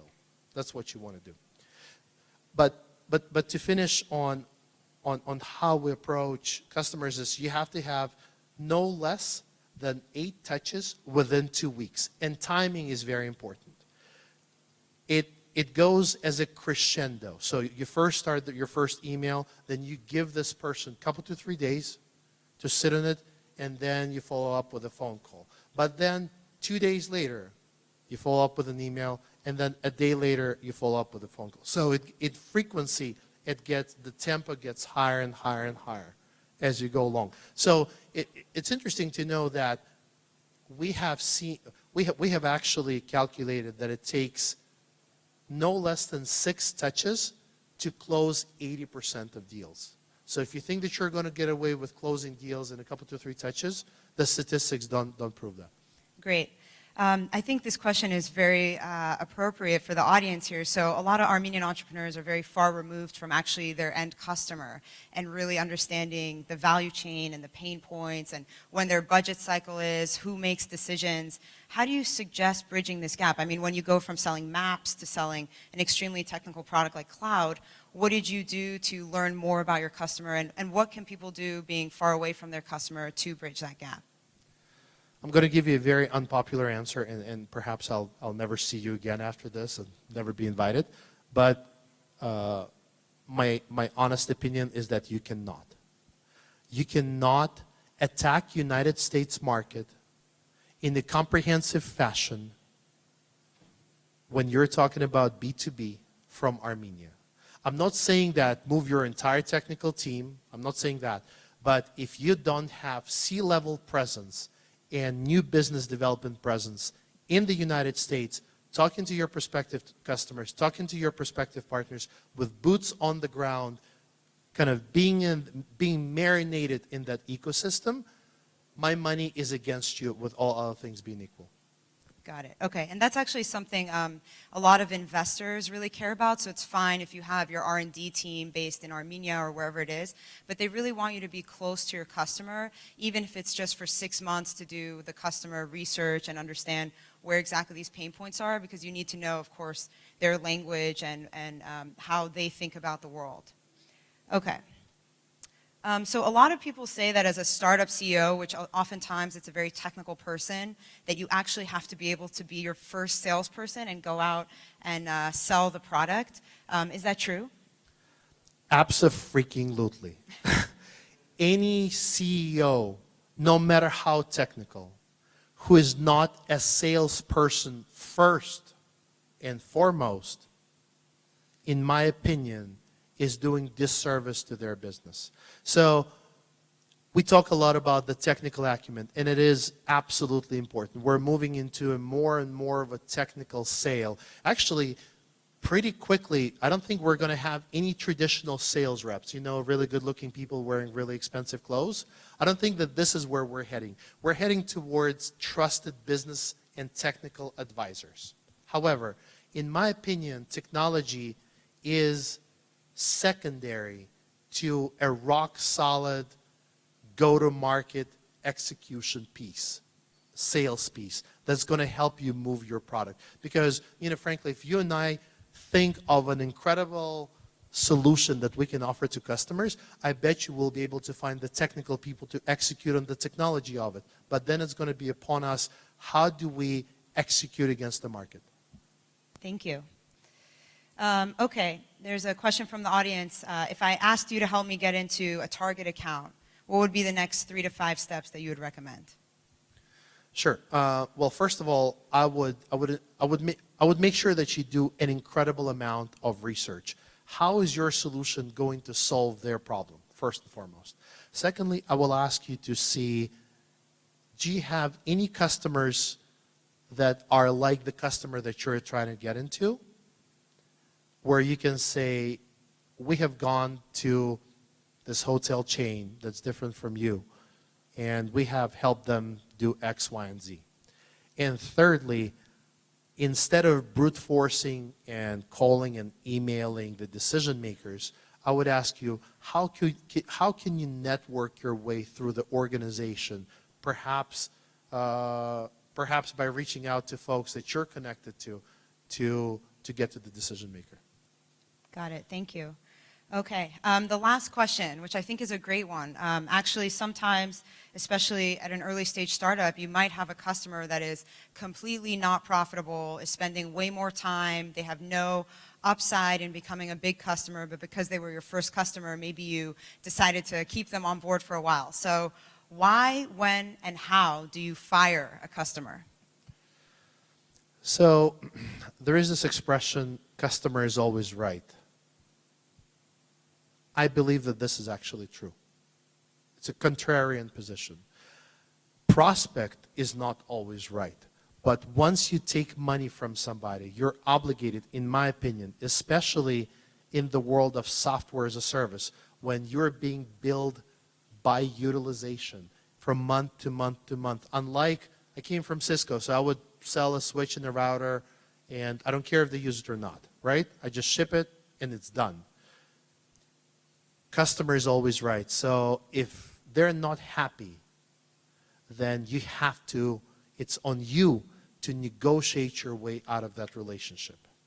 But what if they're using like so many resources, like they call you all the time for customer support? I mean, maybe it means your product is not good, but maybe they were a false positive. Like, how do you have that conversation? I don't think that there is, frankly, an easy way of doing it. It's all about setting the right expectations and setting the customer up for success up front. You're going to have to do a massive amount of cleanup if you're somebody that you're taking money from is burning up your resources, and it's all within the agreement that you have done. I don't think there is an easy or simple way of getting out of it. I think you can negotiate your way out of it by saying, we can't work with this, but you will end up being in the wrong at the end of the day. Okay, last question. Yes. Top 3 characteristics of a phenomenal salesperson. What are they? Perfect. So first and foremost, it is, in my opinion, taking 100% responsibility for your results. So you're absolutely responsible for your own destiny, first and foremost. Secondly, an incredible listener, somebody who is asking impactful questions, impactful business questions. Those are open-ended questions. Those are the questions that you cannot answer with a yes or a no. What will this product do for your organization? how will my product help you strategically? That kind of questions. So that number two. And number three is somebody who never gives up, keeps going, because sales is an emotional roller coaster. So you have to be incredibly personally robust to deal with rejection, to deal with the ups and the downs of it. And somebody who has a stable mental kind of disposition, I think it's absolutely essential. Otherwise, you're just going to burn out. Okay, Paul, thank you so much. My pleasure. Thank you.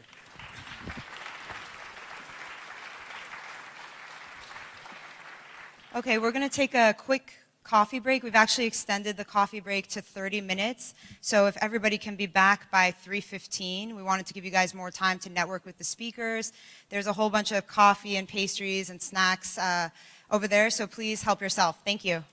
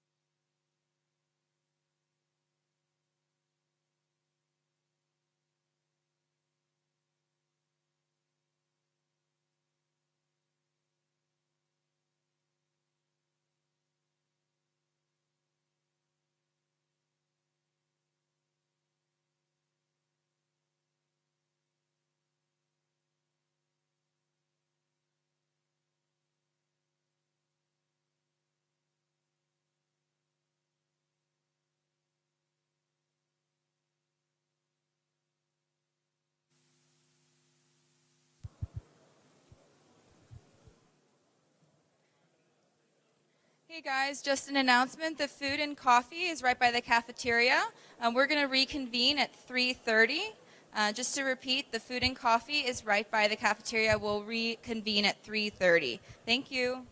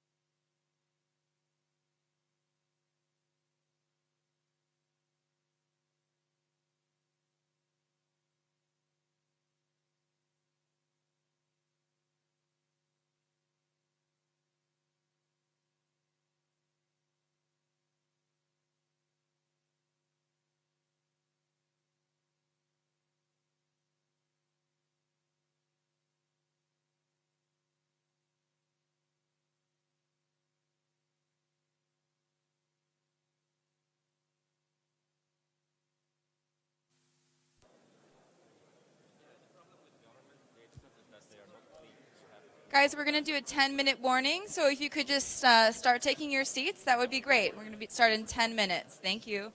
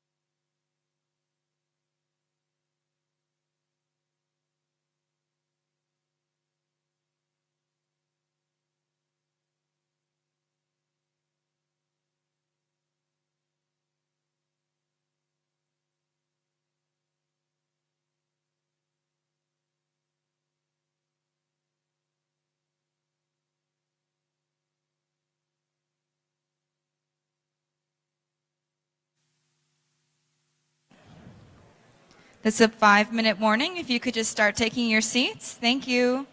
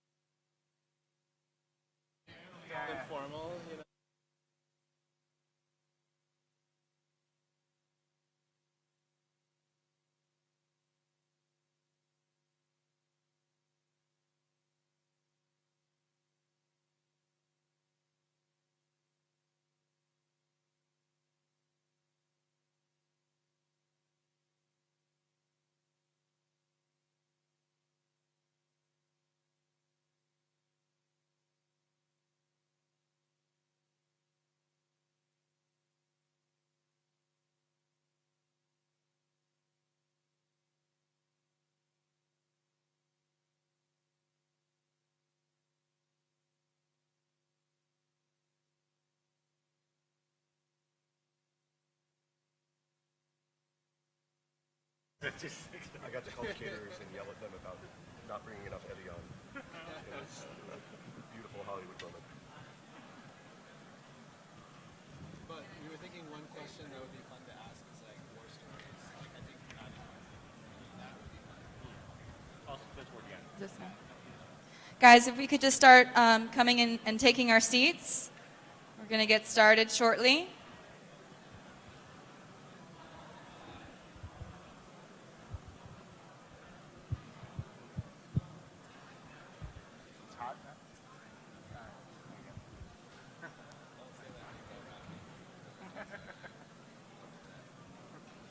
I was flying to Doha.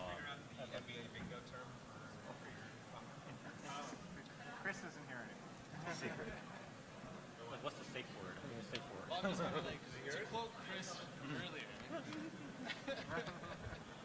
We're flying to Doha at like 9 o'clock Doha time, and the pilot's like, it's like cool 35 degrees Celsius outside. It's like 9 p.m. Something is wrong here. Is it the teacher Armenia? Yes, that's mine. Great, okay.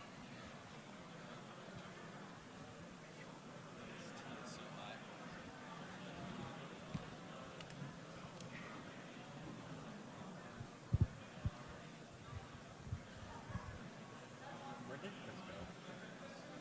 Did he bolt? He went to sleep. Oh, 'cause we didn't sleep. We're just having a casual coffee chat. I did like specific pastries. So like come talk. And then we need I feel like we need a more like living room feel, like we need a carpet. Yeah, That would be perfect right now. Some potted fruit. coffee pot. Exactly. We just like pour some sewer toilet going out. Hi, everybody. If you're sitting by the cafe, can you please come? We're going to get started. Thank you. Thank you to you guys for following directions. Wherever you went, that was gorgeous. Yeah, that was great. We were just like, we need some coffee. Yeah. So however much time you guys want, because we're ahead of schedule.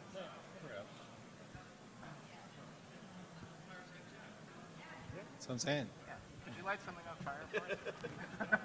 Could you light something on fire for us? That'll also make us feel more comfortable in terms of talking about Yeah, scaling okay. systems. Like there needs to be fire. I'm just gonna start eating. Like, that's a great question, Rafi. Let me grab one of Let me these. ponder that for a second while I like with my eclair. That'll be that's the sign. If one of us is If you're just like starting to slam food in your mouth, I'm like, okay, I'll let me switch. I feel like if we had a single slide for this, it should be that this is fine though. This is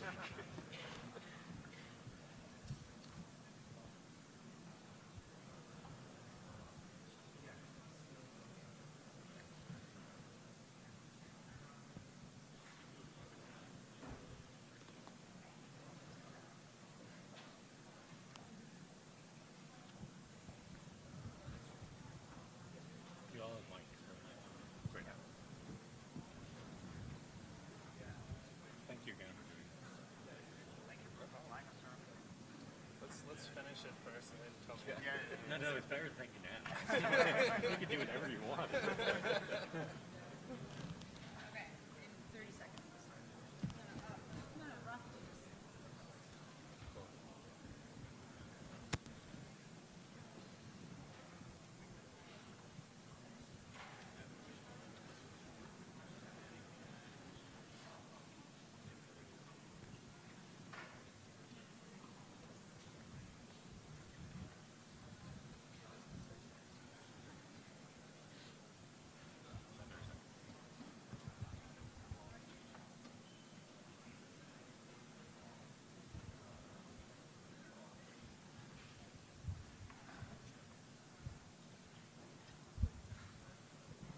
Hello. Hey. Welcome to our fireside chat. So the topic that we're going to talk about is like building scalable products.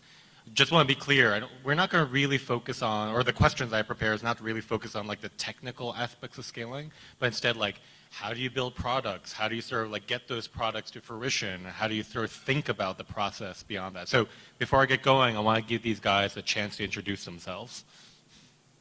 Hi, I'm Lennon Day Reynolds. I currently work at Stripe. I'm a remote engineering lead, and I work on sort of infrastructure and systems. I've worked a number of places before that, really kind of always working around mobile and APIs and online commerce.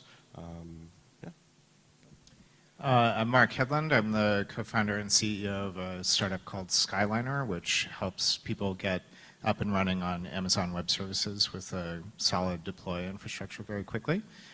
Previously, I was vice president of engineering at Stripe for a couple of years, and before that, I was vice president of engineering at Etsy in New York. And I'm Marcus Hansen. I'm the VP of engineering for a startup called MobCrush, which is a live video streaming service for mobile gaming based in Los Angeles. Before I worked at Twitter, was an early member of their original mobile team, and then worked on the platform and growth teams since then. So. Cool. So, like, I guess maybe where we should start is to talk about like how to build the product in the first place. So, like how do you make sure you're even building the right product? How do you make sure you're building the thing that people actually want to go use? And I know like we all have from different backgrounds. So, like, why don't we just go our different perspectives on it? Sure. Yeah, I think the major thing, you know, for us as we're building out our product is just really trying to experiment and fail fast, right? And I think for us of just, you know, a lot of what MobCrush was built on was gamers and really the gamer DNA that we had, and the fact that Twitch and other people in the space weren't really doing a good job on the mobile gaming front. And so we came by trying to solve problems in that space of making it incredibly easy for you to stream, you know, videos and off your phone. And so a lot of that was working with users directly and then basically trying to experiment there and just learn is like what are the needs of the users and what works, what doesn't work, and failing fast there. I mean, I think where I would start is just no matter how smart or experienced you are or how well you know your market, your first product is wrong. Like whatever you do first is going to be wrong. And the thing that I would really emphasize is building change and flexibility into your thought process and the way that you develop. A lot of people, I certainly have made this mistake many times, will fall in love with the certain idea of the product and not really like focus as much on what's the solution and who are the customers and who's the market. So really like having your attachment be to the solution area, not to a particular solution, and then building all of your processes, your deployment processes, your discussions, the way you think about the product around flexibility and change so that you can very quickly like make a decision that you're doing the wrong thing and then adjust. So I guess an interesting facet of my professional experience is that really for the last 7 or 8 years, everything I've done has been targeted towards businesses and enterprises rather than direct consumer use.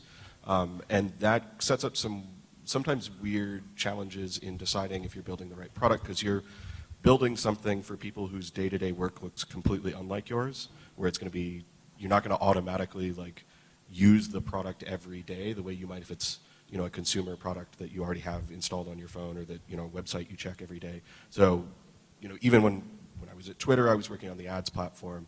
My job before Stripe was at Urban Airship, which is a like enterprise messaging product. And then at Stripe, you know, we're serving merchants of all types, but most of us are not running stores and, you know, collecting payments. So in terms of like building the right product, I think from an engineering point of view, it's incredibly important to have a really good relationship with the customer-facing people in the organization. If you're not that person, if it's not a tiny, you know, brand new startup where you're talking directly to all the customers, if you've specialized into an engineering role, you need to be really open to like critical feedback and input from the folks who are dealing with customers every day. So again, you don't, as you said, you don't fall in love with the wrong idea, you don't miss an obvious opportunity, and you're sort of continuously readjusting your priorities based on the pain points your customers are feeling today, not what you think is the most elegant solution or the most correct one. So you guys should feel free to jump back and forth, but so if you argue that your goal is to do the first step try not to make the first misstep, but then be able to course correct really quickly. How do you figure out what the first step is? Like if you are that person who has to go talk to the product, to your customer directly, or you're the person who has to talk to someone else who's talking to the customer directly, how do you figure out that first step? I mean, one of the things that I think is hard for people who are moving from larger companies is that when you're at a larger company, especially these days, you'll learn all these techniques to experiment and have kind of this rigorous scientific process around, well, if we take 10 million users and we show them this, and another 10 million users and show them this, then we can figure out what the right thing is. At a startup, you're like, well, I could take 2 users and show them one version, and another 2 users and show them the other version. You have to be willing to make an assertion about what you believe and what you think is right. You have to accept that you're probably wrong, but still, like, that doesn't mean judgment is irrelevant. Like, you should try your best to say, I think this is right. This is what I would want, but, you know, let's try it out and make sure that that's, you know, has some fit with the people who are trying to use it.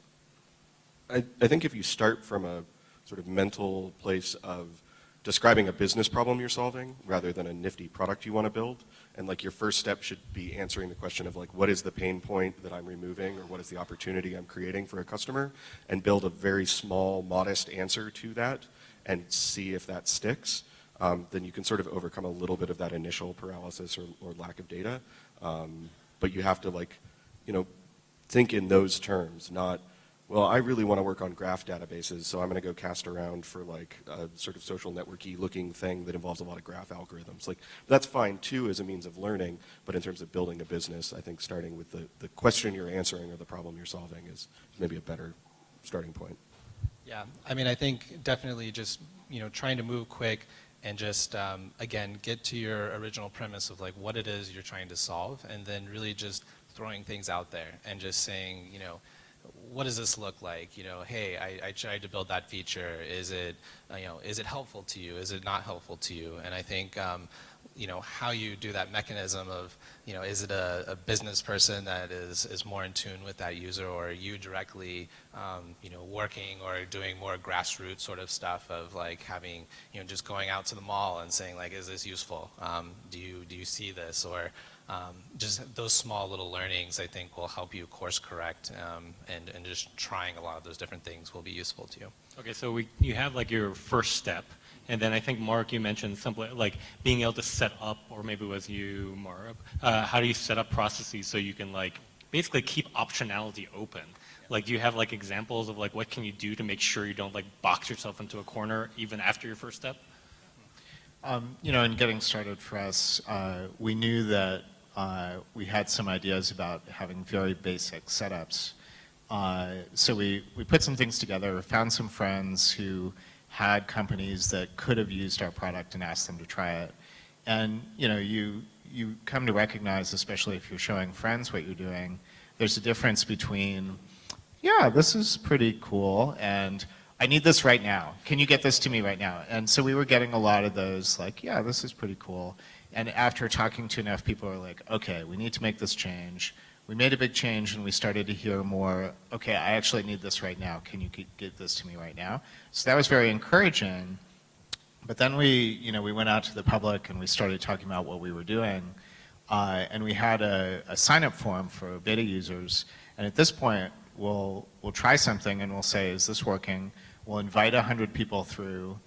They'll try it, maybe they like it, maybe they don't. And that gives us a chance to sort of validate, okay, this change we've made is actually improving the product, or it's not improving the product.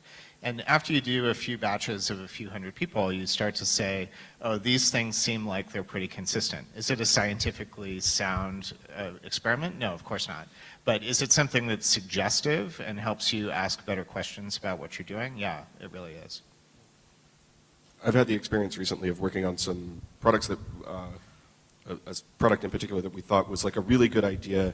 We didn't know how to scale it yet, actually. Like we knew how to build it as a sort of one-off and put it in front of a few customers, but we really didn't know what the performant, cost-effective, sort of scalable way of doing it was. So we just picked, you know, like 5 customers and said, hey, would you try this out for a few months and give us feedback on what you think, and like actually get it into your workflow, and, you know, we'll have a series of conversations over time. which maybe is a luxury of being in a slightly larger, more established company where this can just be one parallel fork of product development that isn't like the core offering. But it was a really nice way to approach it where, you know, we sort of removed a lot of the risk and uncertainty because we weren't committing to everyone that this was going to ship right away. We didn't have to solve the sort of gnarly scaling problem, the how do we make this cheap and fast for everyone on the platform, and we could then do that in parallel as we sort of got the measure of enthusiasm and adoption from actual customers. So that felt like a nice way to be able to approach certain types of development. Just spin off a very small audience and give them something that you haven't yet even figured out how to offer to everyone.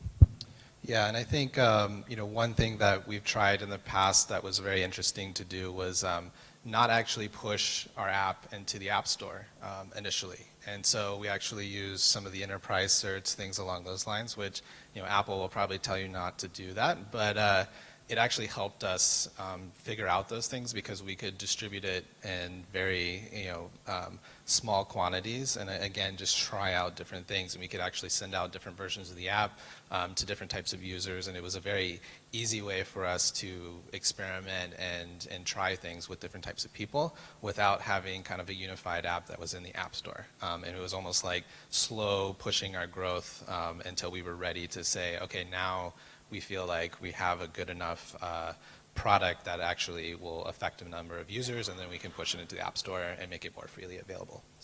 So talk to me about how like these decisions are actually made. So like a lot of people believe to go fully metrics based, a lot of people go with your gut. Like you seem like you can easily get into a state where like you're either overwhelmed or underwhelmed like with the data you're getting back from trying all these different things. Like give me like a war story of like how you actually make a decision in this situation. A lot of fighting amongst ourselves. Like it's like a lot of like, we don't have enough data to make a really clearly rational decision. We have to go with what we believe. Yeah, but we should launch right now. No, we should wait. Like there's like a lot of tension in those decisions. And I don't mean it's like, you know, horrible fighting, but I do mean when you have a group of people who are working on that problem, they're going to have different views on it. And like having that discussion all the way through, even if it takes having that discussion several times a week, is better than making a rash decision. And so just like having that discussion of like, okay, is it urgent that we launch today? Is there any reason that we have to launch today? No, okay. Is like, are we really confident that when we do, this is the right thing? No, I'm not there. No, I'm not there. Okay, let's keep working. I was actually going to say, I think there's an interesting sort of inverse case to that, which is one of the most contentious discussions I've been a part of over and over again is when to deprecate or kill part of the product. You can have the data that shows that usage is tapering off to nothing, or maybe it's holding steady but it's not growing, you're investing a lot of resources into it, and those can be harder, right? I mean, loss aversion is a real thing. People don't want to give up something they already have, and so if you're talking about, you know, a trailing 1% of your customers or users who are still assiduously devoted to a thing, but you just can't, like you know the right thing to do is to kill it and move on, to free up the time, to free up the energy, to you know, have it stop hammering your infrastructure or whatever you're trying, the reason you're trying to turn it off. It's similar in that there's a mix of metrics and gut instinct, but in some ways it's harder because it never seems like a good thing to reduce the feature set and footprint of your product, and yet sometimes it's absolutely the right thing to do. Totally. And you have to trust when the data and your gut points you in that direction too, and not keep it around just for the sake of keeping it around. Yeah, and I think, you know, in the beginning, you're never going to have all of the data. You like to kind of to your point as just like, you're not going to have thousands of users who are going to do this. And sometimes you have to make decisions. And even though there's contention maybe amongst, you know, the engineers and the product team, or, you know, how you see like the product moving, you just have to really be patient. I think a lot of startups are so quick to push things and to really go. And you do want to do that. You want to launch product, you want to get things out, but I think just being patient and knowing when it feels right, and that's kind of a gut thing that like you can't really teach. You just kind of have to know like, I'm the expert, I'm the person that is trying to disrupt this space, and I think that's the right user experience for that, and just go with it. I think a lot of startups try to build the perfect V1, and they wait and they wait and they wait, and then they get to a point where they're not launching or they're not getting things out. But I think there's a middle ground there of patience and knowing when it's good enough and you feel like you have enough of an MVP to go. You have to give me a rule of thumb though. Like, so like a lot of this is like sounding like it's more of an art than a science, which I kind of agree, but like you're not giving me a rule of thumb. Your only rule of thumb is like go with your gut, but like that's not enough for me to actually do something with. Fair enough, that's true. There are some sort of maybe even trite sayings around these things, like if you're not embarrassed with your products when you launch it, then you waited too long to launch. I also think there's the converse, which is you really only have one chance to make a first impression. And if you launch and it's really not a very good first impression, then a lot of people will come through, get to know you the way that you've launched, and then never come back. So I think, it's really, it's not, is this a perfect, complete, whole product? Like, you're not Apple, you're not launching the iPhone. Even the iPhone, when it launched, didn't have installable apps. Like, there are a lot of things that, you have to leave out in order to get it out the door. But something that you feel like, if somebody had this problem and they saw this, they might be willing to tolerate the rough edges because the core benefit is enough. And not to the point where all the rough edges are smoothed down, but enough that they're excited about the solution. I think it's a little bit easier, again, drawing from my experience doing B2B rather than consumer sort of things, because usually, especially if you're selling a net new thing into a business, they're mostly concerned with whether it's going to be a net positive in terms of like their revenue, their sort of business efficiency, their operation. And so as soon as you feel like you're armed to actually go in and convince them of that with real cases, examples, anything, right, then I think you're kind of ready. If you don't have any of that information yet, it's still theoretical, whatever, then you need to do some more vetting. You need to find an alpha partner. You need to like get to the point where you're confident in going in and having that conversation. But hopefully the decision-making process, again, for like net new things, not for like dropping an existing system in favor of a new one, can be sort of data-driven, and you can actually make that decision based when you believe customers will agree with you that you have sufficient evidence to support your case. Sure. And I think it definitely comes down to being proud of what you have and really just, again, it totally is like, I know you want like an answer, but it really is gut feel. But I think one thing I consistently see as well is just like users start asking for it. Users start saying, hey, like, when are you launching? When are you gonna push this out? And like that's always good signs. It's like when you're talking to your users, you're getting that feedback, and they're saying, what's taking you so long, right? And I think that's always an interesting part of building startups and building product is when people feel like they really need it in their lives, and at that point you can say, what, let's do it, right? And just go with it. Right? Okay, so let's assume that like you get to the point that people are mostly happy with what you're doing, but then there's got to be like there are other forces at play, right? Like you need to decide where to invest your time, presumably. Like you might have like a business deal coming in versus like what the customer wants versus keeping the system running. Like how do you make that choice? Like where do you actually invest your time? You're looking for a general theory of startups here, like how to do all startups. I think those are that's what makes each business interesting, is that the decision points are different for each of those things. Like where should you be investing your time in the thing that is most going to move your business forward? And it's unlikely that one big partnership is going to be the answer for that. It's likely that the repeatable thing, the thing that you can do over and over again, it's likely that that's where you should be investing the effort. And I think it's also, trusting your team, and in the very early stages of a startup, the people that you're working with and you're going to work with every day is like so critical, because you need to rely on everybody to give you feedback based off of those different things. So like technical debt, like you want to talk to your CTO, you want to talk to your VP of engineering, you want to talk to your engineers, and you want to say, hey, what are the pressing problems? What's keeping you up at night? The same thing on the product side is like, and the BD side, and just saying, hey, what is the most important thing for you? And working it out as a group and saying, how do we come to the conclusion? What is the best thing for us at this very moment?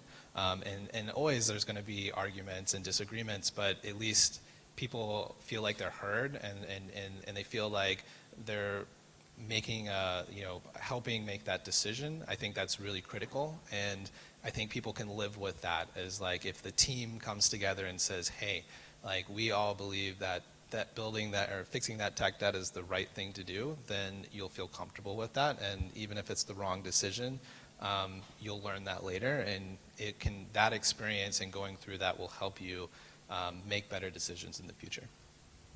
I think the other thing I would add to it's different for each business is that it can be different for the same business at different eras in its growth, right? And so maybe really early on, you're just running as fast as you can to get stuff out there, add the features that people are asking for, tech debt be damned, like we'll deal with it later, and then you get to a slightly larger size and maybe your customers start really valuing stability and like consistent performance and delivery and whatever else, then you have to sort of reorient yourself in what you're focused on.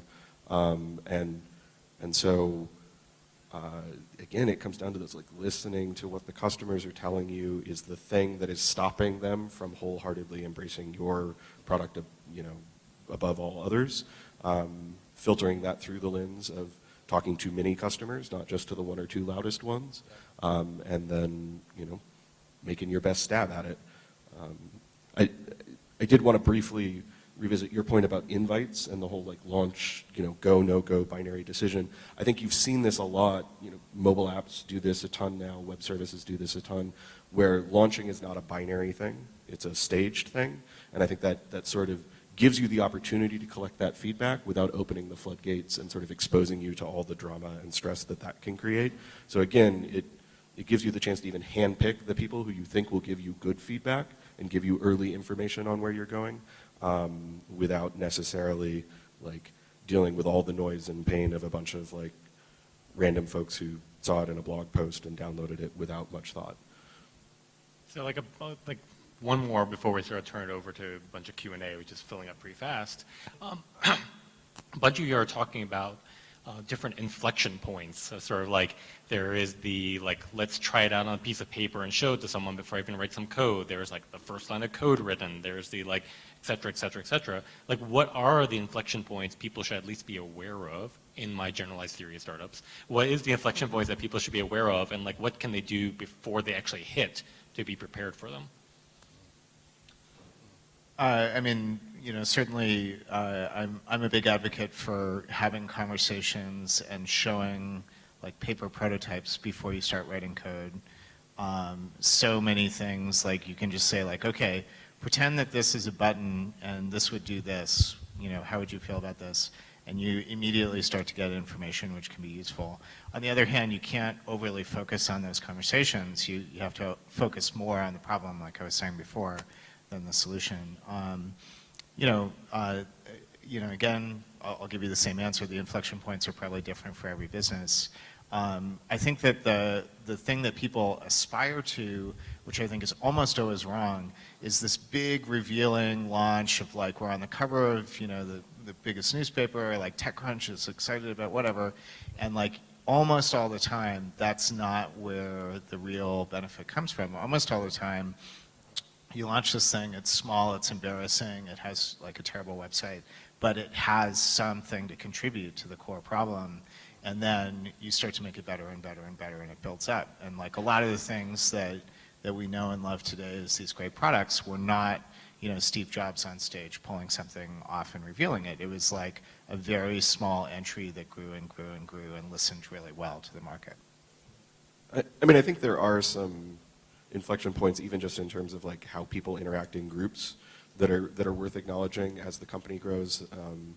Like if everybody can sit around a table and have a free-flowing conversation without a lot of structure, that's a very different type of company than when you need to like rent an event space or like have big conference rooms in your office. And that's a very different sort of company than one that's spread across multiple offices in multiple cities or countries. And similarly, the size of customers or the size of deals you're closing or whatever, there's sort of order of magnitude jumps that happen where the degree of coordination and sort of top-down versus consensus-based leadership or whatever, changes pretty dramatically. So I think you have a lot of flexibility at the early stages when everybody can sit around a table together and just sort of argue from first principles, but then you need to set up a little more, to use your term again, repeatable sort of processes around how you make decisions and build new features and whatever as you get too big for everyone to have shared knowledge about every part of the business. Yeah, and I think that's a very good point. I think one thing to really look out for as you're, a CEO or a CTO or a founder of a startup is that as you grow, like you can't be involved in everything, and you really, there's a grasp of like, hey, it was a roundtable discussion at one point, and now I have 20, I have 30 people that are working with me, and I can't be involved in every single decision. And I think there's a tendency for leaders and things like that, especially who are first time, to really try to grab on and try to push everything through them, and it just doesn't work. And I think scaling out those teams and as you grow, you really need to learn how to delegate and become a leader. And those are very different stages of the company. When you can't actually make all the other decisions, that is a very pivotal point in the growth of the company. And I think that's something that a lot of first-time founders don't see, but can really hurt a company growing and also making decisions that are super, super critical very early on in the startup's life. So, cool. Let's turn it over to some questions. Let's see if I can figure out how this works. Okay, so I think the first one, I'll just read it, is what's the best strategy when developing an app with lots of features? Is it focusing on one feature and adding the rest later, or adding all the features from the beginning and polishing them later? I think really it's at a point where you believe that, what are the features that are core to your particular app? If you're just starting from scratch, like, what is the premise of what you're trying to solve? And then really going and trying to build those particular features. And I think it's back to your point of like, then working on some of the polish and making those very core features awesome, right? It's like you don't have to build every single feature. You're probably not even going to know all of the features that you need to build. And so really thinking through of like, hey, there's these 2 or 3 things that I really, really want to nail and I really think is going to solve the initial part of the problem. Starting that and trying to nail that and maybe do it on one platform or, in one part of that vertical that you're trying to go after, and then really try to start there and then maybe use that as a jumping off point before you go to the next thing. Just to add to that a little bit, like if you think about your early product work as requiring a huge amount of change, the more features you build early, the harder it is to change. Like if you have 2 or 3 things that you're really trying to validate and everything else is just missing from the app, but those are the core ones, then if one of those 2 or 3 things is wrong, you can make change much more easily that way. Yeah, if you spread yourself too thin early, like you're never going to catch up and recover from that. And like there's a temptation to sort of throw all the things on the wall and see what gets traction, but this is where the sort of leadership and the art of it comes in. You should have a hypothesis about what you think the high traction things are going to be. That's what you're going to sort of anchor your app on. That's what you think is going to excite people and drive them to get started. Focus, like laser-like focus there is way better than just random shotgun, 15 features and see which ones people like. Yeah, and I think also if you keep building features and keep building features, it's like, where does that end, right? And you're going to get to the next feature, you're going to say, oh, well, I wish it had this, and I wish I had this. And then you have the Microsoft Word configuration. Exactly, exactly.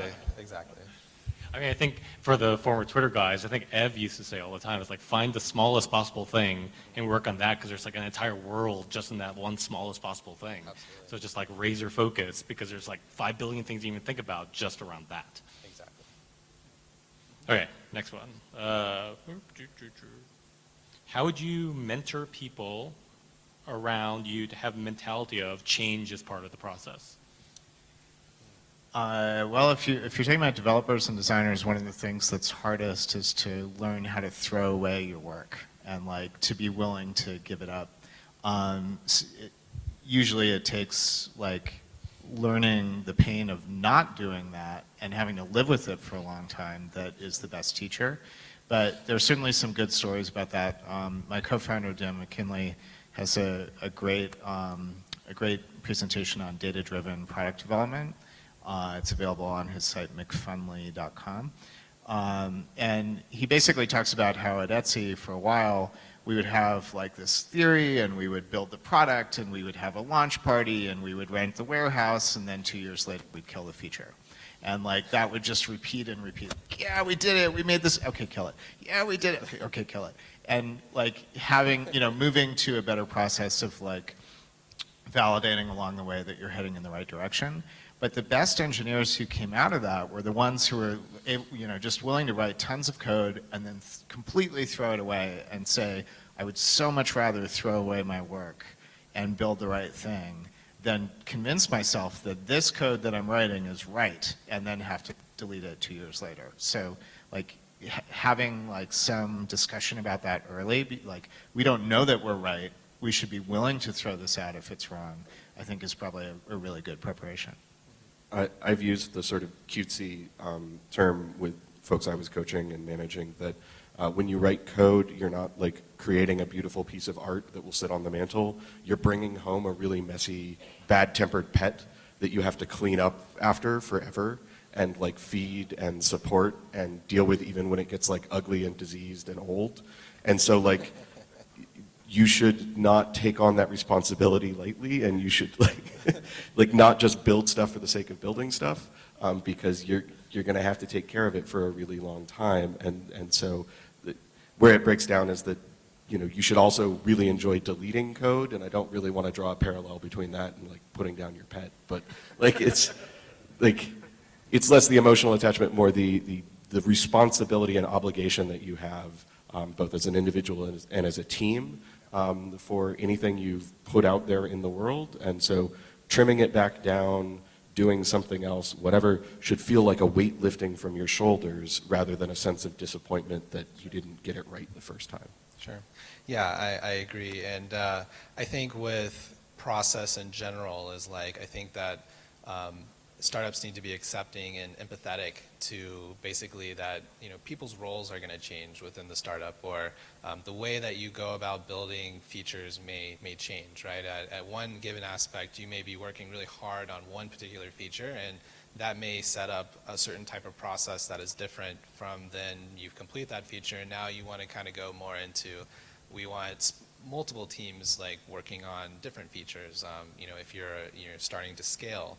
And so changing your engineering process or your product development process should be encouraged, and you should really be able to look at yourself and say, something's not working here and I need to change. And I think having some sort of culture that basically allows that to happen and freely without blaming people and saying, hey, like you messed up there because we're in this spot, is very hard to do, and especially when you're trying to make all the right decisions and you think you're going to make all the right decisions, but you really don't know all the answers. And so allowing like empathy for that, I think is very important. I mean, how do you get to the point that you can celebrate failure is this overused term, but like how do you sort of get to the point that you celebrate change in some way? Like is there like a tip you can say, like this is how I tell my people to think about that? Heroku had a process for a while, I'm not sure if they still do, where when they would delete a feature, they would have a Friday evening get together, and they would like literally burn something. Like they would have like a literal bonfire to say like, okay, we're sending this feature off into the heavens now, and like it's all over. Like a funeral for the feature almost. And I think there's something to that. There's something to saying like, this served us well at the time, but now we need to let it go. I think the part of the core of that is just celebrating effective iteration, right? And recognizing it, praising people for it, like appreciating that. And sometimes effective iteration is you built a whiz-bang new feature, and sometimes it's you retired the service that was setting off pages in the middle of the night every night. And like you just have to be consistent. If that's something you claim to value and you want your team to work towards, then you have to be consistent and actually recognize that and call it out and sort of recognize people for doing that work just as much as you would celebrate the big feature launch or whatever else. Sure. Yeah, and I think something that we do a lot is retrospectives, and always like weekly retrospectives, and it's just saying, hey, what went well this week? What was awesome about what we delivered this week? What was really bad about this week? And just not making it as a big thing of like this feature or this huge amount of work, but just what happened on a day-to-day basis for this week, and just trimming it down and just making it a part of that process of just we're constantly trying to build things, and we're constantly trying to learn things from that, I think is very underrated as well. I want to jump in the questions for a second because there's a related one, but like, how do you deal with customers when you kill a feature that they use or love? So this sort of gets to what I was saying before about being willing to kill a thing even though there's some diehard group that still wants it, and it's tough. I think you have to have you have to have a good relationship and a lot of credibility and trust with your customers. It has to be mutual, right? They have to believe that when you take a thing away, it really is because you can't support it, not because you don't like them or appreciate them as a customer. You also have to be willing to let bad customers go. And there are customers where like maybe they're like narrowly cash flow positive for you, but they're always asking for weird stuff that nobody else wants. They're forcing you to keep weird old legacy APIs or features turned on that you need to kill. And so ideally you save that relationship and you move forward and you give them good alternatives, and sometimes you don't and you lose a customer over that, but it's necessary to unlock the sort of next set of growth opportunities or free up your team to do the more important work for the other 99 customers who don't care about that thing you're trying to kill.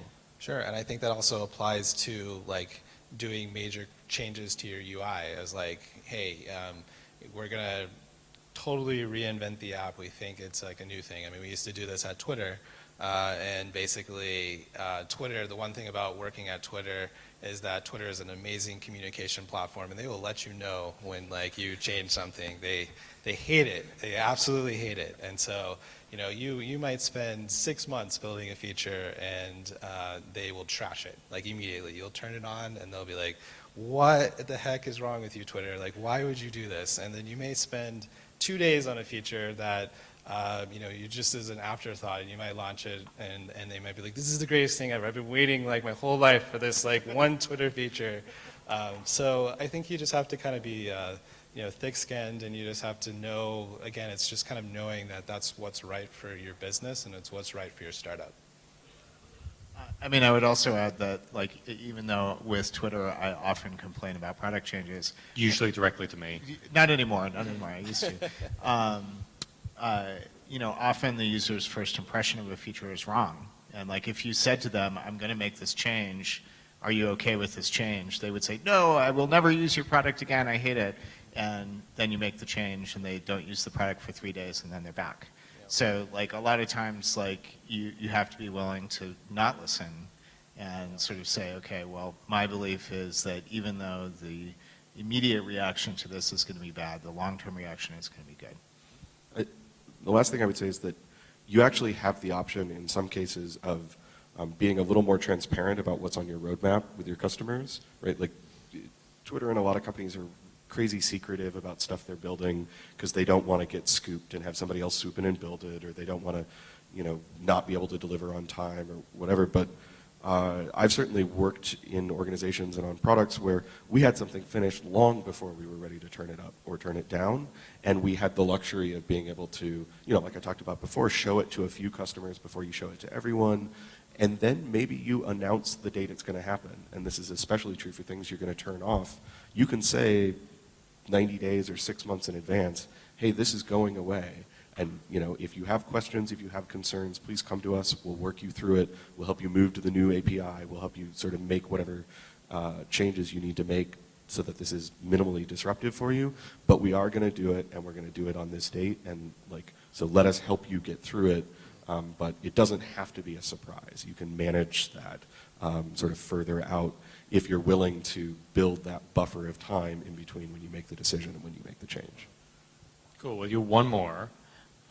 which is basically the team structure question. So I think you were touching upon this, but like how does organizational structure influence the products? Like who's responsible for scaling? Marketing, product, BD?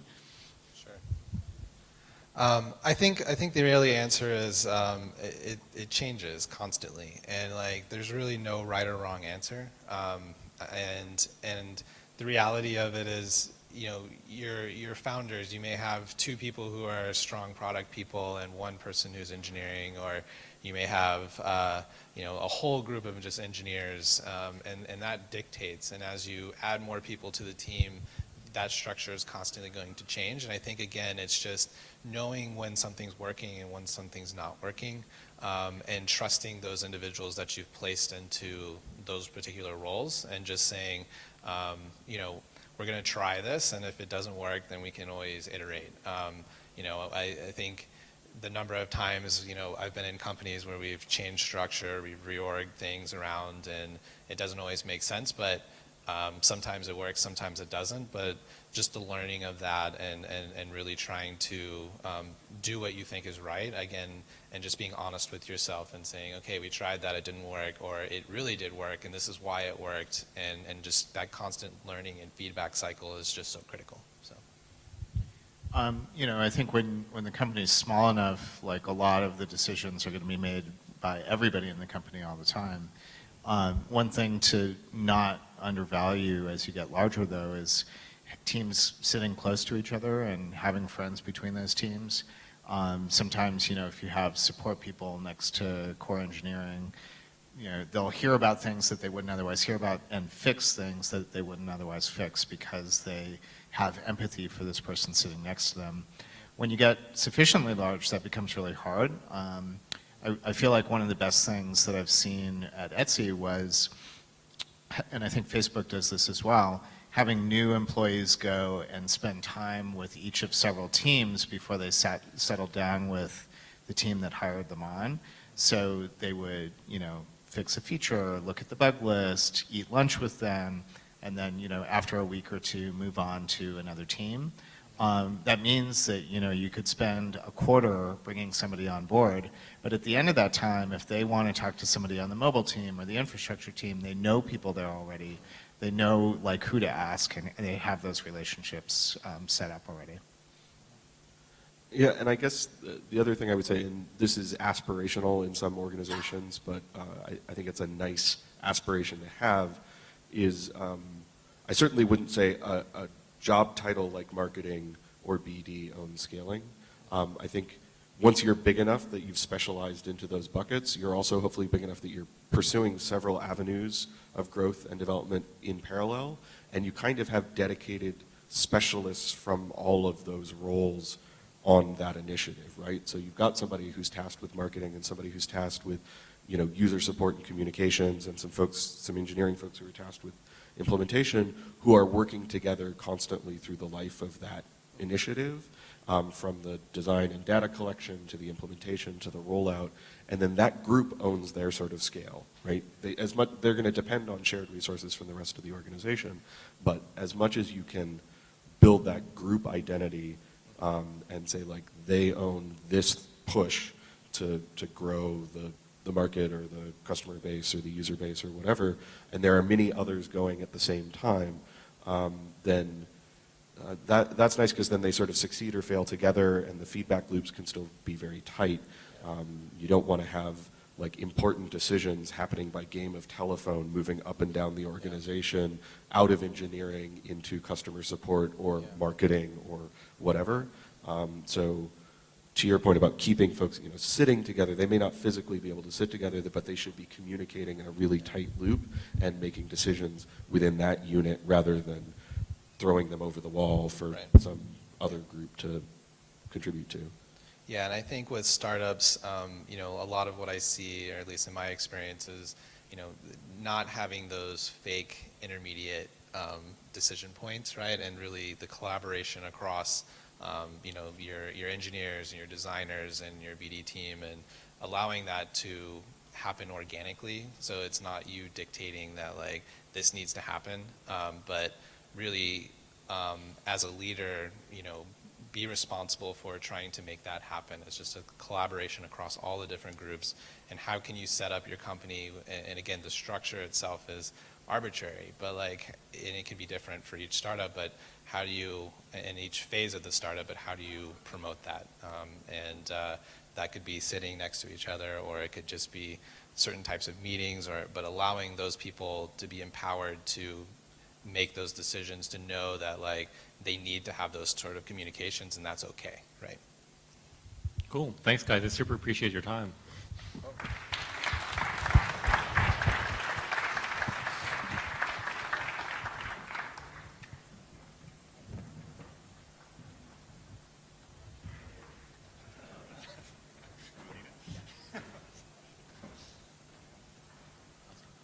Okay, so for the next panel, I wanted to invite two veterans of this conference up onto stage. They met here last year. I'm hoping they're going to talk about this, the origin story of this.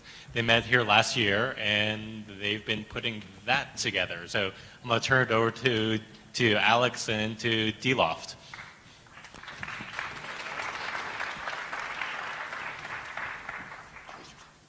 Hey, Hive Summit. How you doing? Yeah, hi. I'm Alex. I'm currently VP Engineering at Issue. Before that, I had the same role at SoundCloud. And I was here last year. Whoever remembers me talking about organizational stuff. I'm Dave Loftusness. I worked with Rafi for 4.5 years at Twitter. Through various roles. Oh, it was great. We had a great time together, learning a lot. Before that, I worked at Amazon and A9 and founded a couple of startups. And last year I was here talking about the engineer to manager transition. It was a fantastic experience. I'm really happy to be back. So tell me about this book. So we all got together last year around this time, maybe a little early in the year. We gave a bunch of talks about engineering management. How did you guys get from that to that? Yeah, when I started at SoundCloud, we were like 40 people and we tripled within a year. At that time, I got invited to a conference and they asked me to give a talk about how we scale SoundCloud. And they expected a technical talk, like how do you scale MySQL, how do you do this kind of stuff. And I was just sitting there and thinking, hey, what's actually the harder part of scaling? Is it scaling the technical part of the product, or is it scaling the team? And I would say both are equally hard. But so in the end, I gave a talk about scaling the team, which I think disappointed a few people, but a lot of people were actually pretty happy about it. Anyway, doing this, I was basically running around like a headless chicken for quite some time, and I was just missing some kind of guide, right? You know, you have to scale the team. There's so many things you can do. What are the potential problems? What have you think for? What are potential solutions? And there are blog posts out there. You can have a network and talk to friends, peers. But I was just missing a comprehensive guide. And I brought this topic up here, and everybody has said, yeah, that's a good idea. Start a Google Doc. So I started a Google Doc. A lot of people contributed, including Dave and Lennon and other people, you too, I guess. And yeah, that's how we actually started, with a big Google Doc with 1 million topics to write about. Yeah, and when I saw the topic list from Alexander, it really resonated with me, and just the topic in general, having gone through the crazy growth we went through at Twitter, having grown a couple of startups, just the idea that, boy, if we could provide people with some guidance on how to avoid some of the missteps and not be constantly in reaction mode, but actually be proactive about how you set up your team for scaling, I just found it to be really appealing. And so then I think the next step was, after we collaborated on the outline, we got connected to a publisher through different means. Yeah, so through a friend, I got connected to O'Reilly, and I met like an awesome person at O'Reilly, Laurel. If you ever want to write a book, ask for Laurel at O'Reilly. She's awesome. And I showed her the Google Doc. And so her first reaction was, it's a good idea, but you're completely insane. If you write a book about so many topics, it will be like 3,000, 4,000 pages. You have to focus. And I thought, yeah, actually that's valid, because we had everything from Scrum to how to do continuous delivery, how to do engineering management, how to do like code reviews. I think we have everything you can ever think of. And then I luckily read a blog post from Tim House on the First Round newsletter, and he grouped scaling into several dimensions. And I thought, okay, that's a good idea to structure it. And I came up with 5 dimensions of scaling an organization. That's hiring, people management, organization, culture, and communication. And so I went back to Roll, and Laura said, yeah, that looks much better. That's something you can work with. And yeah, then I actually wanted to have a co-author, to be very honest. I like a little bit of social pressure. And so Dave was, I think, the most active in the document, and Laurel told me that you were also thinking about writing a book about people management. And I asked you if you're interested. Yep, that's how it happened. And I think we decided to really focus the book. Oops. There we go. Oh yeah, this is how it all got started. This is Tumo last year. I don't know if anyone recognizes that, but we really decided to focus the book on this kind of central problem of scaling, which is that as you grow your team, you know, the productivity that you get from each incremental hire tends to trail off just due to the complexity of managing a team, the complexities of communication, all the aspects that Alex mentioned. This is really the central problem we're trying to solve, is how do you bend that curve back up towards to kind of match your growth rate. In some of the worst cases where you're really growing way too fast, sometimes that productivity can actually decline as you add new people. And so the book is really focused on helping you bend that curve back up and get as much as you can from each new employee. Yeah, I mean, you hire people to get more stuff done, right? Otherwise, you wouldn't hire people, right? That's the core assumption behind it. And I was always thinking back about my times at SoundCloud. I was thinking, hey, if we had hired half of the people, maybe we would have done better. And so that's, like they said, that's a basic problem behind the book. Can we get into these topics? Yes. I have this problem all the time at ATC, at Uber, where people are just like, if we only had 10 people working on the robot, we would have been on the road already. And I'm like, A, you guys are insane. And then B, I understand where that frustration is coming from. So like, I would love to talk about this a little bit more. Yeah, I mean, we can like deep dive a little bit into the single elements.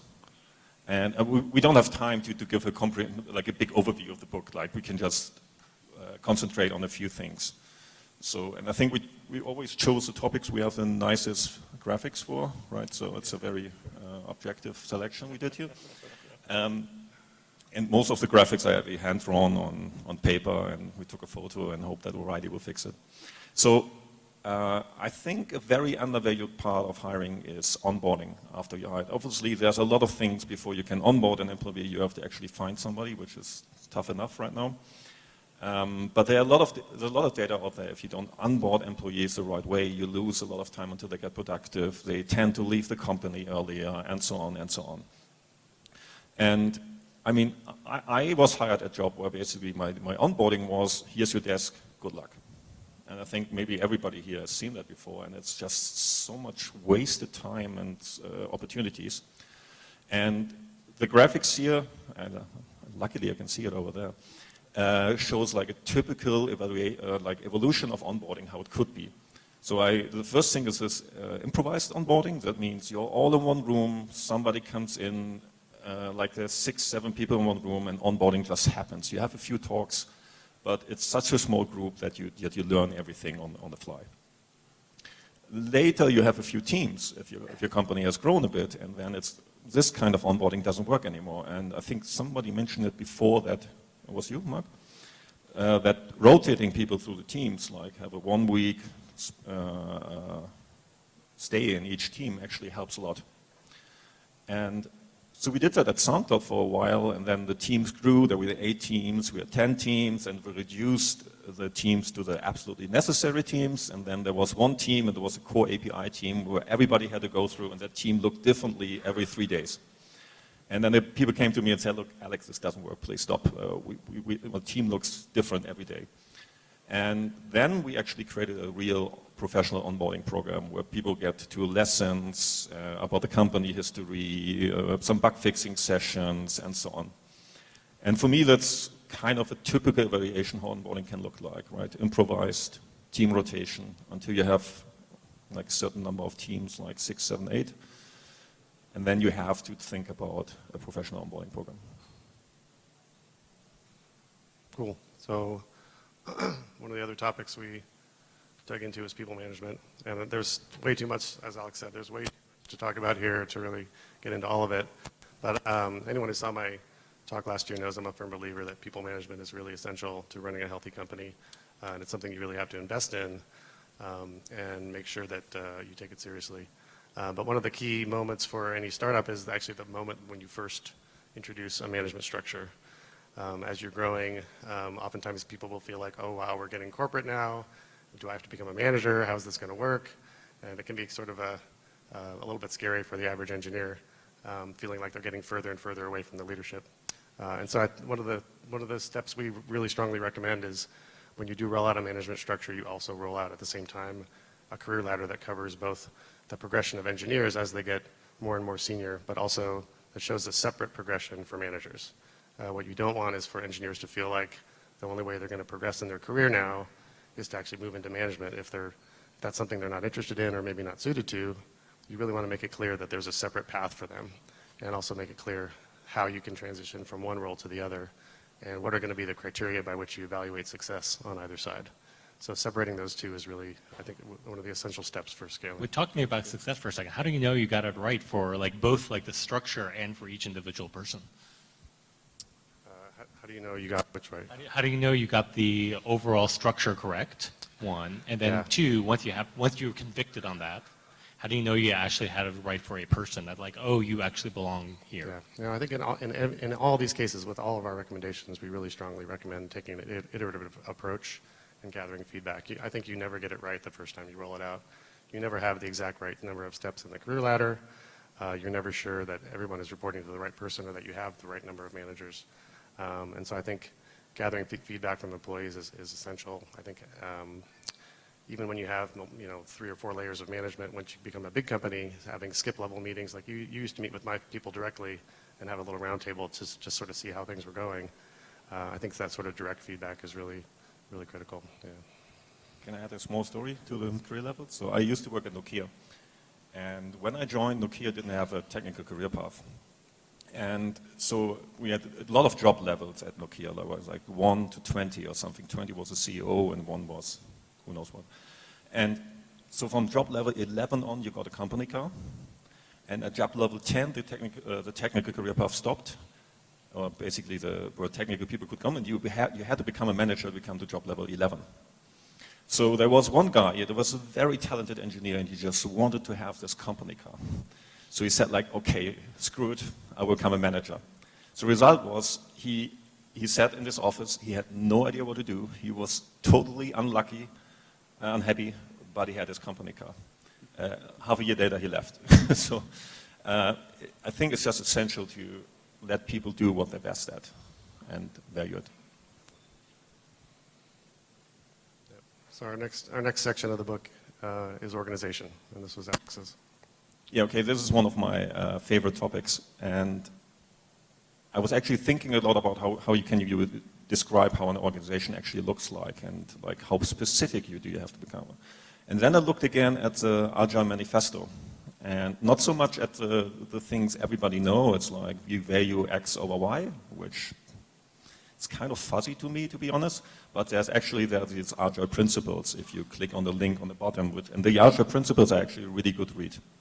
So I try to come up with some principles behind creating an organization. And I'm actually happy. I think it fit very well to what you described, how you do things at Uber. So at the core of it, that you create, we call it delivery teams. These are basically teams that have all the capabilities to deliver a product themselves without dependencies on other teams. So you're not getting constantly slowed down by, oh, I need to wait for feedback from design, or I need to align with sales manager X, or whatever there is. So I always give this metrics that a team should be able to deliver 95% of the feature without dependencies on other teams. It's an ambitious goal, I know, but it's something you should strive for. then this team should have autonomy, meaning it should also be able to make its own decisions, not just execute on them.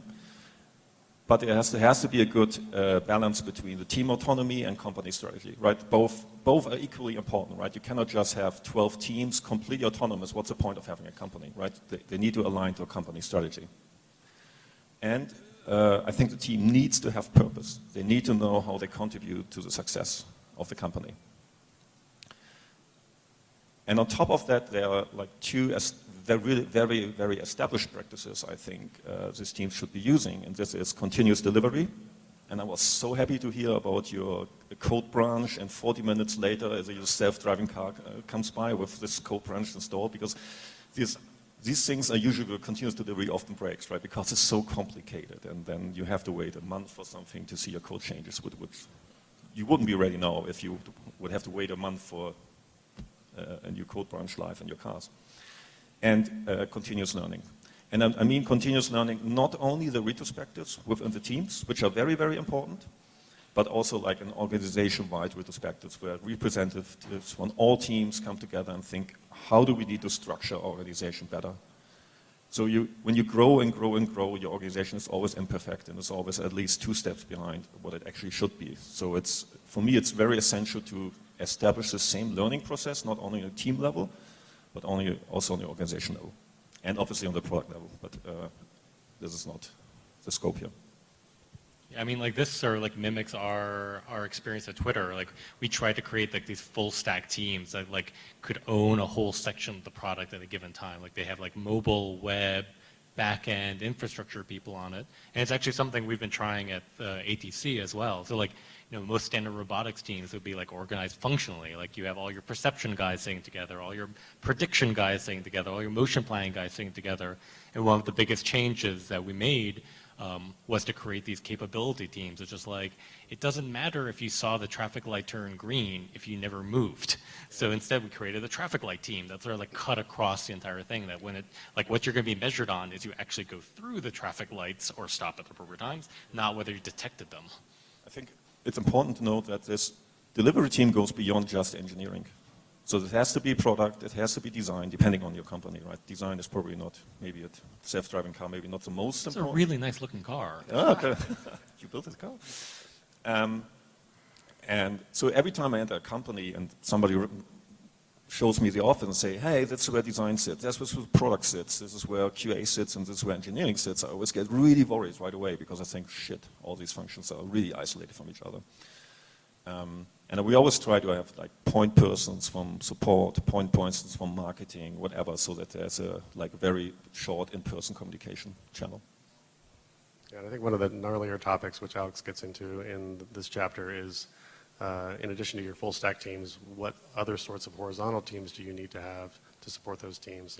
And sometimes you need a particular platform that you have that you deliver on, say it's iOS or Android. You probably need a core iOS team in certain cases. And so how do you decide which horizontals to build, and how do you evolve people into and out of those teams? I think that's a advanced organizational topic that I was learning a lot from Alex when I was reading his chapters. So actually one thing we forgot to mention is that the focus of the book is really on teams that have already found product market fit. I think a lot of what we're talking about, you know, when you're still iterating very early, you're still trying to figure out what is the market for my product. I think this is really focused on what's going to happen after you get to that stage and really start taking off. I think this becomes really important as soon as you're big enough to create a second team, because at the beginning everybody is one team, right? And everybody works together, and then the team becomes too big, and then you need to split into 2 teams. And then the big question is, what are the principles behind that split? Is it just because people sit together and you do a front-end team and a back-end team, or do you split according to certain customer groups? Like at SoundCloud we had creators, listeners, advertisers. Or do you split based on features? Or do you split based on business KPIs? And then these things become really, really important, because you build the foundation of your organization, and changing that later is actually pretty difficult. Cool. So my second section was on culture. And it's really actually about culture and values. And this diagram I stole from a colleague of mine, Sonia Green, who works at ShareThrough. As a way of trying to illustrate the difference between values and culture. This was one of the hardest parts of the writing process for me, was trying to get a really crisp separation between these two, because I think it's important to understand the difference. So values are things that the team itself are shared across the entire team. Hopefully, these are things that you firmly believe in your heart and that you're gonna feel are important to preserve as the company grows. And culture is also important, but it's more of an expression of those values. And so the metaphor I like is the tree, where the roots are the values and the leaves are the elements of the culture that are expressed from those values. And one of the key points that I think gets lost in a lot of the literature, people talk about culture needing to be preserved, and I think culture does need to be. It's not something you change wildly as you grow, but it does often need to get pruned and trimmed, and it does change over time. But the values themselves are things that ideally do not change very much. And when you find that, for example, if you have a culture around transparency, which we had at Twitter, early on, every single meeting was summarized in an email and mailed to everybody in the company. And once we got to 300 and 350 people, it just became noise, like you couldn't possibly keep up with that. So the core value of transparency needed to be expressed through a different mechanism of culture. And so we had to actually change the way we achieved that core value. So this was a big part of this chapter, was trying to explain the difference between these two and how they evolve over time as the company grows. I mean, there's actually a question which sort of ties into this, but how does this interplay with remote teams? I think that's the situation that a lot of companies find themselves, especially when they're working in Armenia. So how do you sort of keep that? How do you build a culture that goes across locations? Yeah, and I think there again, the culture can be different between the remote teams in some ways, but ideally the values are still common. You may have some slight variation based on the unique function. That's like a sales team may have slightly different values from the engineering team, but hopefully most of them are shared. And again, the cultural expressions can vary, but ideally they get rooted back to the same fundamental beliefs, and that's what really ties the people together and hopefully eliminates conflict as the company grows. Distributed teams is not only a cultural challenge, it's also going back to organization. If you have an engineering office in Armenia and you have all the other functions working on a project, maybe in San Francisco, it's sometimes getting really difficult that the teams can work without being held back by waiting for feedback from design or whatever. So I always try to build teams which always have this one product, one office philosophy. So if this delivery team approach, or one delivery team, one office. So that means not only engineering in Armenia, but also product design, whatever is needed to build the product end to end, and you just need the strategic input from maybe SF or from wherever your headquarters is, and this shouldn't hold you back every day. So this is something you check with every few weeks, and so you can still move fast. Cool, and the last topic area is communication. Yeah, we didn't find a good graphic, so the communication is one thing I saw, and this is now, I think repeat yourself is something which is always important, but especially important if you grow fast, right? At each meeting there's somebody who is new and who is missing context. So I personally hate to repeat myself, right? I always think I bore people if I repeat myself. But at SoundCloud, then there were people they didn't know basic stuff. People were leaving because I don't have a career path here. So shit, I forgot to do the onboarding session with that person and tell them about the career path. And there's so many things you need to repeat, and you need to repeat on several channels. So doing just an all-hands meetings, announcing something really important is great, but it's not enough. Somebody's always on vacation, somebody is in a different office, somebody had an emergency, whatever, and you need to do a written follow-up. So really identify what every employee needs to know and repeat that at least on 2 different channels, at the very least. Otherwise, people miss very important context. I think that's it for our 5 areas. Yeah, should we turn it over to some questions? Sure, yeah, sure. Cool. The number one voted question. Oops. Weird. There we go. Let's see. What metrics do you use to measure team performance? Productivity metrics, so it's usually, it's doomed to fail, right? Mostly. If you say I've seen lines of code. Yeah, I just wanted to bring up that example, which is lines of code deleted is probably maybe even a better example. So what I'm usually trying to use is who knows what average cycle time is. It's basically you start working on an item, and then it's the average time it needs until that item is in production. So you measure that for a while, like a few weeks, and then you have a number, like 4 days, and that's neither good or bad. But if that number goes up, you might look at like maybe there are deployment problems, maybe the specs are not good enough, maybe there's something going on. If the number goes down, it's usually good. Otherwise, I only look at business metrics, to be honest. I think average cycle time is the only productivity-related metric I can think of which makes sense. Yeah, I think this is an area that doesn't have a perfect answer. It has a lot of wrong answers, but no one right answer. And I think each team needs to invest in believing as a group that they have a way to measure team performance, and ultimately that is how do you deliver value to the business, and how quickly can you do that, and that you want to track that over time. That's, I think, the most important thing, is that you look at it longitudinally and you make sure you're not trending downward in a scary way, or that you can actually see if there's been a change organizationally that affects your productivity, that you're able to see that with your longitudinal metrics. I mean, also defining the right metrics is kind of liberating in some way, right? Like, kind of gives you freedom on how you want to actually get that done. Like, if you like really want to optimize for one metric, it might not be right code. It might be something else you could do in order to try to get that number to move. Yeah, what we usually do, we define some top company KPIs, and then we say, okay, how does each team contribute to that KPI? So at issue, we have like the number of reads as the top company KPI, and then we have a search and discovery team, and they have like their top KPI is reads generated by search and discovery. Pretty easy, so they know what to aim for, and I don't look at lines of code written or whatever bullshit metric it is. All right, let's move to the next one. Something just happened. Should a good manager act as a psychologist also? I leave it to you. I think that I'll give a qualified yes. I think the most important thing is for a good manager is to understand what is unique about each person that works for them, and what are their unique talents, and also what are their ambitions. Often that requires sort of a deep understanding of the person's psychology, what motivates them, what gets them to work I think it's really important to understand why are they here? What are they trying to achieve with their career? What are they trying to achieve with their work day to day? And be able to, that way you're able to create a career path for them that's motivating, and kind of connect their motivations ideally to whatever the business needs, and give them an assignment, a project, a challenge that triggers on both sides, that can help them get even more excited and also continue to be valuable to the company. And yeah, I used to say, when people would ask me what I do for work at a party, I would say, oh, I'm a professional therapist. So I kind of resonate with this question. Next question. I think this is actually two questions, but what role do defined goals play in team success? How much should the engineering team be involved in the big picture?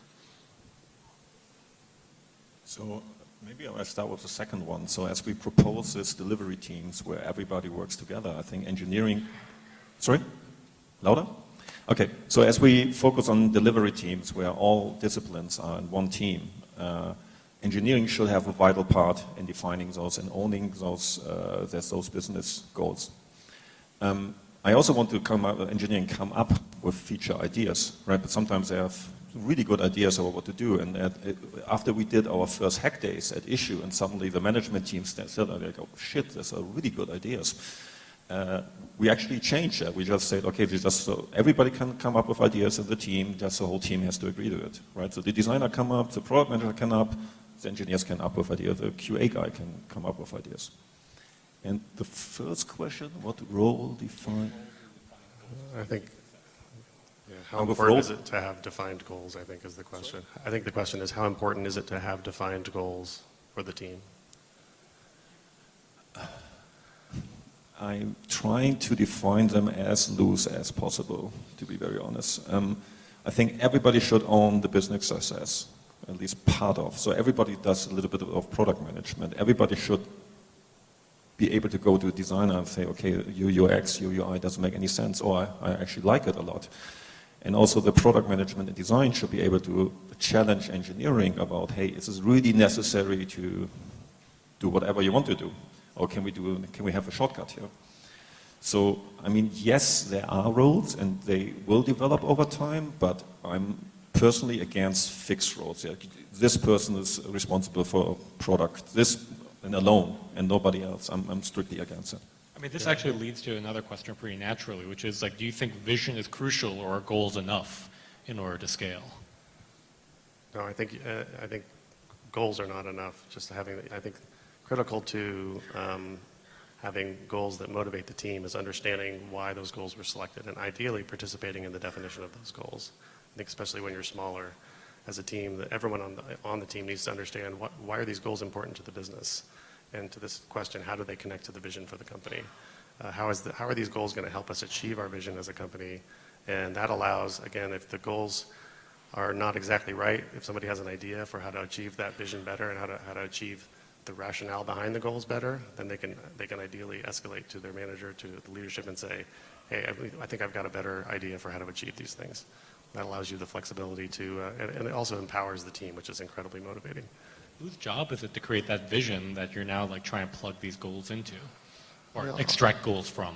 Yeah, I mean, ultimately it flows from the founders. I think the founders, unless they have a vision for the company, it's going to be hard to recruit. It's going to be hard to know how the product that you're building, why does this matter?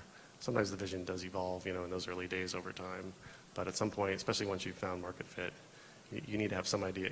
You're not just building this product and then you're going to be done. You have to have some idea of like, where are we going as a company? Where are we going as a team to really be motivating and be able to recruit great people to your cause and scale up effectively.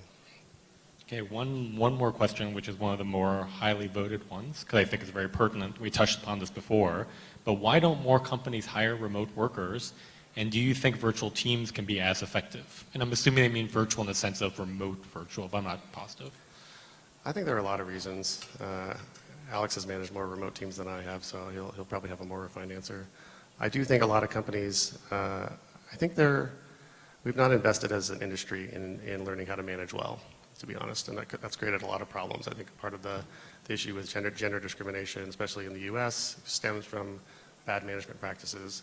I think a lot of the failures of managing remote workers, there's a lot of war stories out there about, we hired this remote team, things didn't go well, so we had to pull it back. I think a lot of that stems from not investing in having great communication and having great management and establishing a vision for each, or a correct set of responsibilities for the remote team that makes sense, that can have them act independently. And so I think that's led to a lot of companies being overly cautious with hiring remote workers. So maybe I can add something to it. So what is really dangerous is sometimes you have a company which grew into one office and they have certain communication habits which are designed towards working in one office, like a lot of informal communication in front of the coffee machine, a lot of in-person meetings, no good video technology for meetings.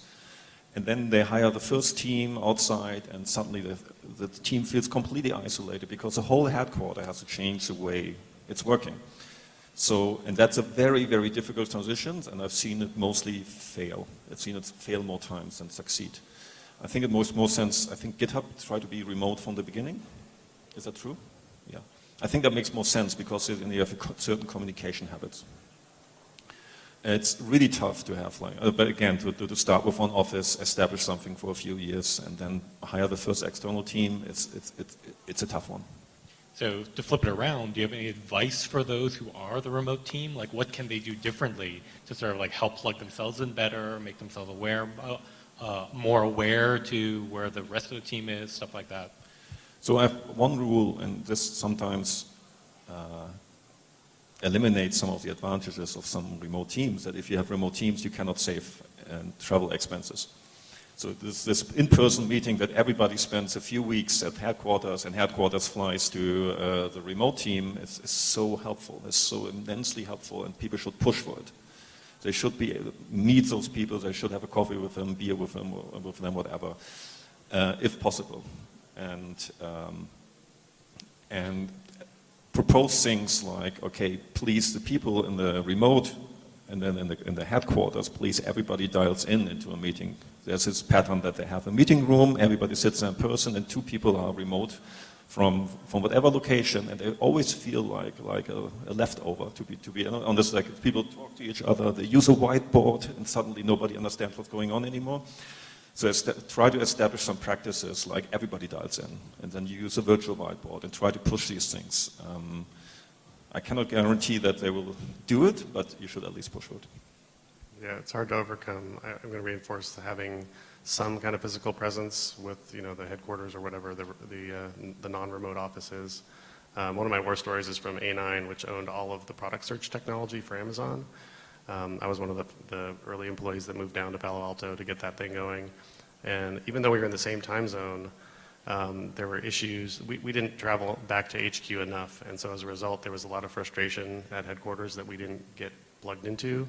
That ultimately led to like an entirely like secret project being spun up to replace our search technology with something entirely new that we had no idea about, and it actually led to a lot of really bad blood between the offices that took a long time to resolve. So I ended up feeling like had I been up there more often and been sort of the voice of my teams and also the ears of my teams at HQ, I could have prevented a lot of those problems, and yeah, it would have been a happier outcome.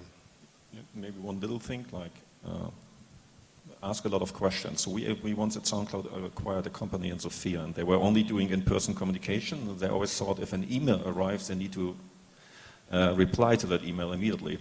And then they were integrated to SoundCloud, and we sent out like a ton of emails every day. So they were basically busy the whole day answering every email because I thought, shit, I have to do that. And they couldn't work for a month or so. And then I flew down, and then I saw that, and I told them, no, it's fine. You can wait a business day or two, whatever. You can take your time. But if there's something which really disrupts your way of working, ask if that's really necessary. Maybe it's just a misunderstanding. Great. Thanks, guys. Great. Thank you.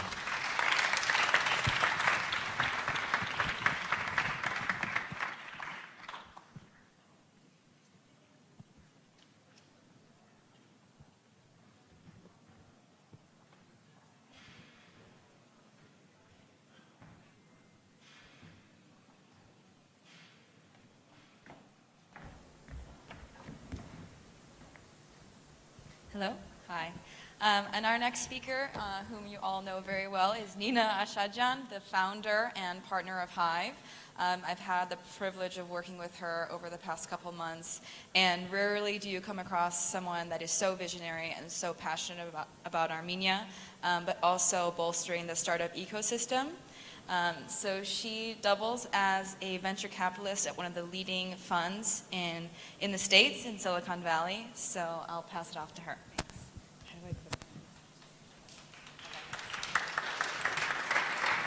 Okay, I know it's been a wonderful afternoon, but I know it's almost 5 o'clock and people are probably tired. So I have packed in a lot of information that I'm going to go through very quickly. A lot of you approached me during the coffee break and asked, oh, you know, I'm thinking of raising money. How do I do it? And so I've had the privilege and benefit of working at a fund called Coda Capital in San Francisco, which was an early investor in some awesome names like Google, Uber, Dropbox, and Salesforce. And by doing that over the past 2 years, I've had exposure to probably 2,000 startup pitches. So I want to share just some insight on what you can do to see if you can get venture capital money in Silicon Valley. Okay, so just quickly, I'm going to go through getting a meeting, what the pitch is like, how VCs evaluate investments, the due diligence process, how much money you should raise, and what the process is with valuation, and then some quick do's and don'ts. All right, so how do you get a meeting with a top-tier VC fund? This comes up all the time, and especially, I'm sure, being in Armenia, you're probably wondering, how, if I plan a trip to San Francisco, how am I going to set up, 10, 15 VC meetings? The first rule I would say, which is totally the opposite rule of sales, is do not cold email anybody at a venture capital fund. A lot of venture capitalists believe that, a big part of being successful in the Valley is finding a network or finding somebody that can connect you to a VC fund. There's a famous quote by somebody at Andreessen Horowitz that says, look, we're a 130-person firm. If you can't find one person to connect to at our firm, then we're not really sure how much hustle and motivation you have. So the best way to score a meeting with a venture fund is to get a referral. And this can come through another VC that maybe you pitched to or invested in your company, an angel investor, an advisor, another entrepreneur. So if you know that, let's say, Kleiner Perkins invested in a mobile gaming company, maybe you can try reaching out to that entrepreneur and saying, hey, would you grab coffee with me? I'd love to know how your experience was with Kleiner. And then if it makes sense, you can ask them for an introduction. Getting into a top accelerator is actually an excellent way to score a meeting with VCs. Alex and Derek talked a little bit about Y Combinator. I would say it's probably one of the best known accelerators in the Valley. And they're actually doing a big expansion of trying to get international startups. So I would definitely take up Alex and Derek on any advice. They've already been hugely helpful to some of our other portfolio companies of what they should do to get in. 500 Startups is also great. There's a few others. So that's a great funnel to try to get in front of great investors. And also do your homework, right? So don't go pitch, let's say, a growth fund when you're an early stage company. Look at their portfolio. Figure out which partner you're meeting with. Do they invest in B2C? Do they invest in B2B? You know, make sure that you're actually a good fit with them, because the worst thing you can do is waste their time. And sometimes they have geographic preference, so I will say that a lot of funds in Silicon Valley are biased towards Bay Area-based companies. However, people do acknowledge that engineering is extremely expensive. So if you're a company in Armenia, which one of our portfolio companies is going through this right now, it's really nice to structure it as we have our R&D team in Armenia, but we're flexible to have the executive team or maybe the business development team be in San Francisco because we want to be close to our customers and our target market. Okay, so let's say you get a meeting and you're super excited. You're going to pitch Sequoia or one of these awesome, awesome funds. So what can you expect? So usually they'll be like, hey, can you send us a pitch deck? And some entrepreneurs are really worried about their pitch decks being sent around, but I can guarantee you any idea you have, probably like 45 other people also have the idea. And it actually sends like a really bad signal to VCs if you're not willing to share your materials. One thing you could do is host it on DocSend, which is an incredible just platform where you can upload your presentation and no one can download it and they have to have a password to be able to view it. So I would say that. Also, schedules for VCs are really, really, really packed. So always know that fundraising takes way longer than you expect. So if you're planning a trip to the States, I would try to get on people's calendars like 2 or 3 months in advance and make sure that you have some flexibility, because things come up all the time and existing portfolio companies always take priority over new investments. So just keep that in mind. Also, I might be biased saying this because I'm a principal at a fund, but sometimes people think, oh, if I'm not meeting with the partner, it's not worth it. This is absolutely the worst possible mentality you could have, because guess what? The person that's going to do all the diligence on your deal and present the deal to the investment committee is the principal.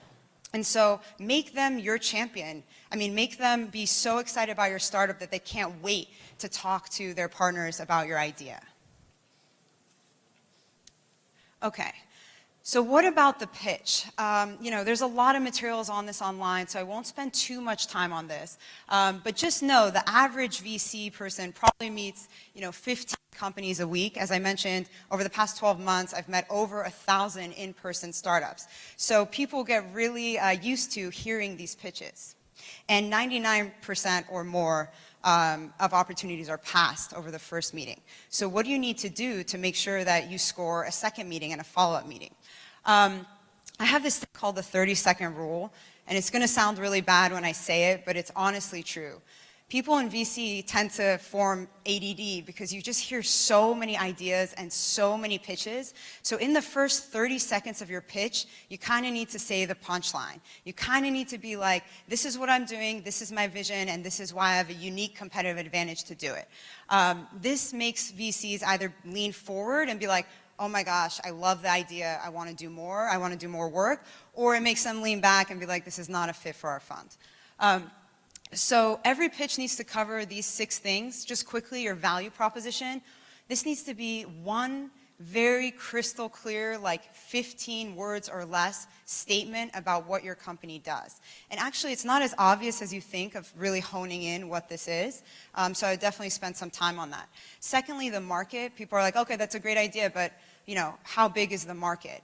And be careful with this one. Some people just throw up some unrealistic numbers, but they actually haven't done the work of if customers are actually paying that much for this market. And also competitive landscape, I would say it's usually not a good idea to say that you have no competitors, because either it means you haven't done your research, or it means maybe the idea is not validated. Of course, there's exceptions to this rule, as there is to all of these rules. But just in general, it's good to know, at least like, hey, these people are in an adjacent market, these are the big players in this market, etc. Product. So a lot of people spend way too much time on product. Product is actually shockingly sometimes the least important thing in a first round meeting, because VCs really want to know, what is the big vision here, and can I invest in this particular entrepreneur? That said, something that people always think about is there IP here? What is the product roadmap? Business model.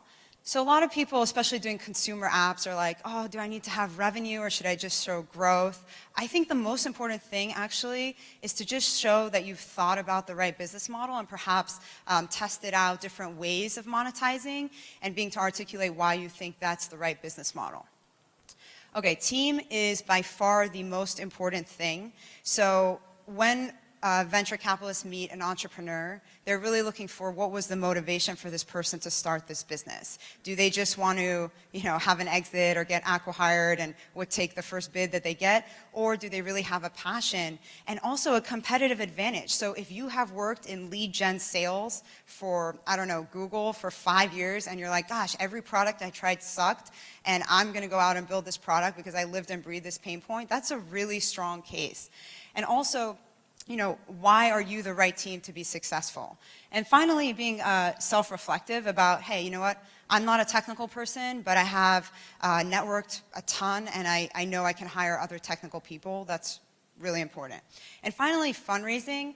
Usually the last slide is just how much you've raised, how much you're raising now, how many months of runway that gives you, and what are the milestones that you would hit with that funding. Okay, so what happens? You come in, you pitch to somebody like me. Every Monday, pretty much across the industry, venture capitalist funds have their partner meeting. So I'm going to share, this is, not a lot of VC funds actually talk about the criteria that they use, but I'm going to be very transparent and tell you guys what happens in the investment committee. So basically, we go through, these categories pretty much every VC fund has as their method of evaluating. So first and foremost, we talk about the team. How did we meet the person? How are they referred to our fund? What are they good at? What are things that they think are gaps? Secondly, we talk about the market. Is this a large and growing and sustainable market? The product, so is there defensible IP here? Are there high barriers to entry? Is there sometimes like a recurring revenue theme if you're pitching a SaaS business? What do the gross margins look like? And then we think about how well we can forecast this business. So can I see an exit scenario sometime down the road, even if I don't know what it is? If I had to guess, how well would we be able to forecast what that exit would be and when? And then finally, price, right? So, Silicon Valley is a dynamic market.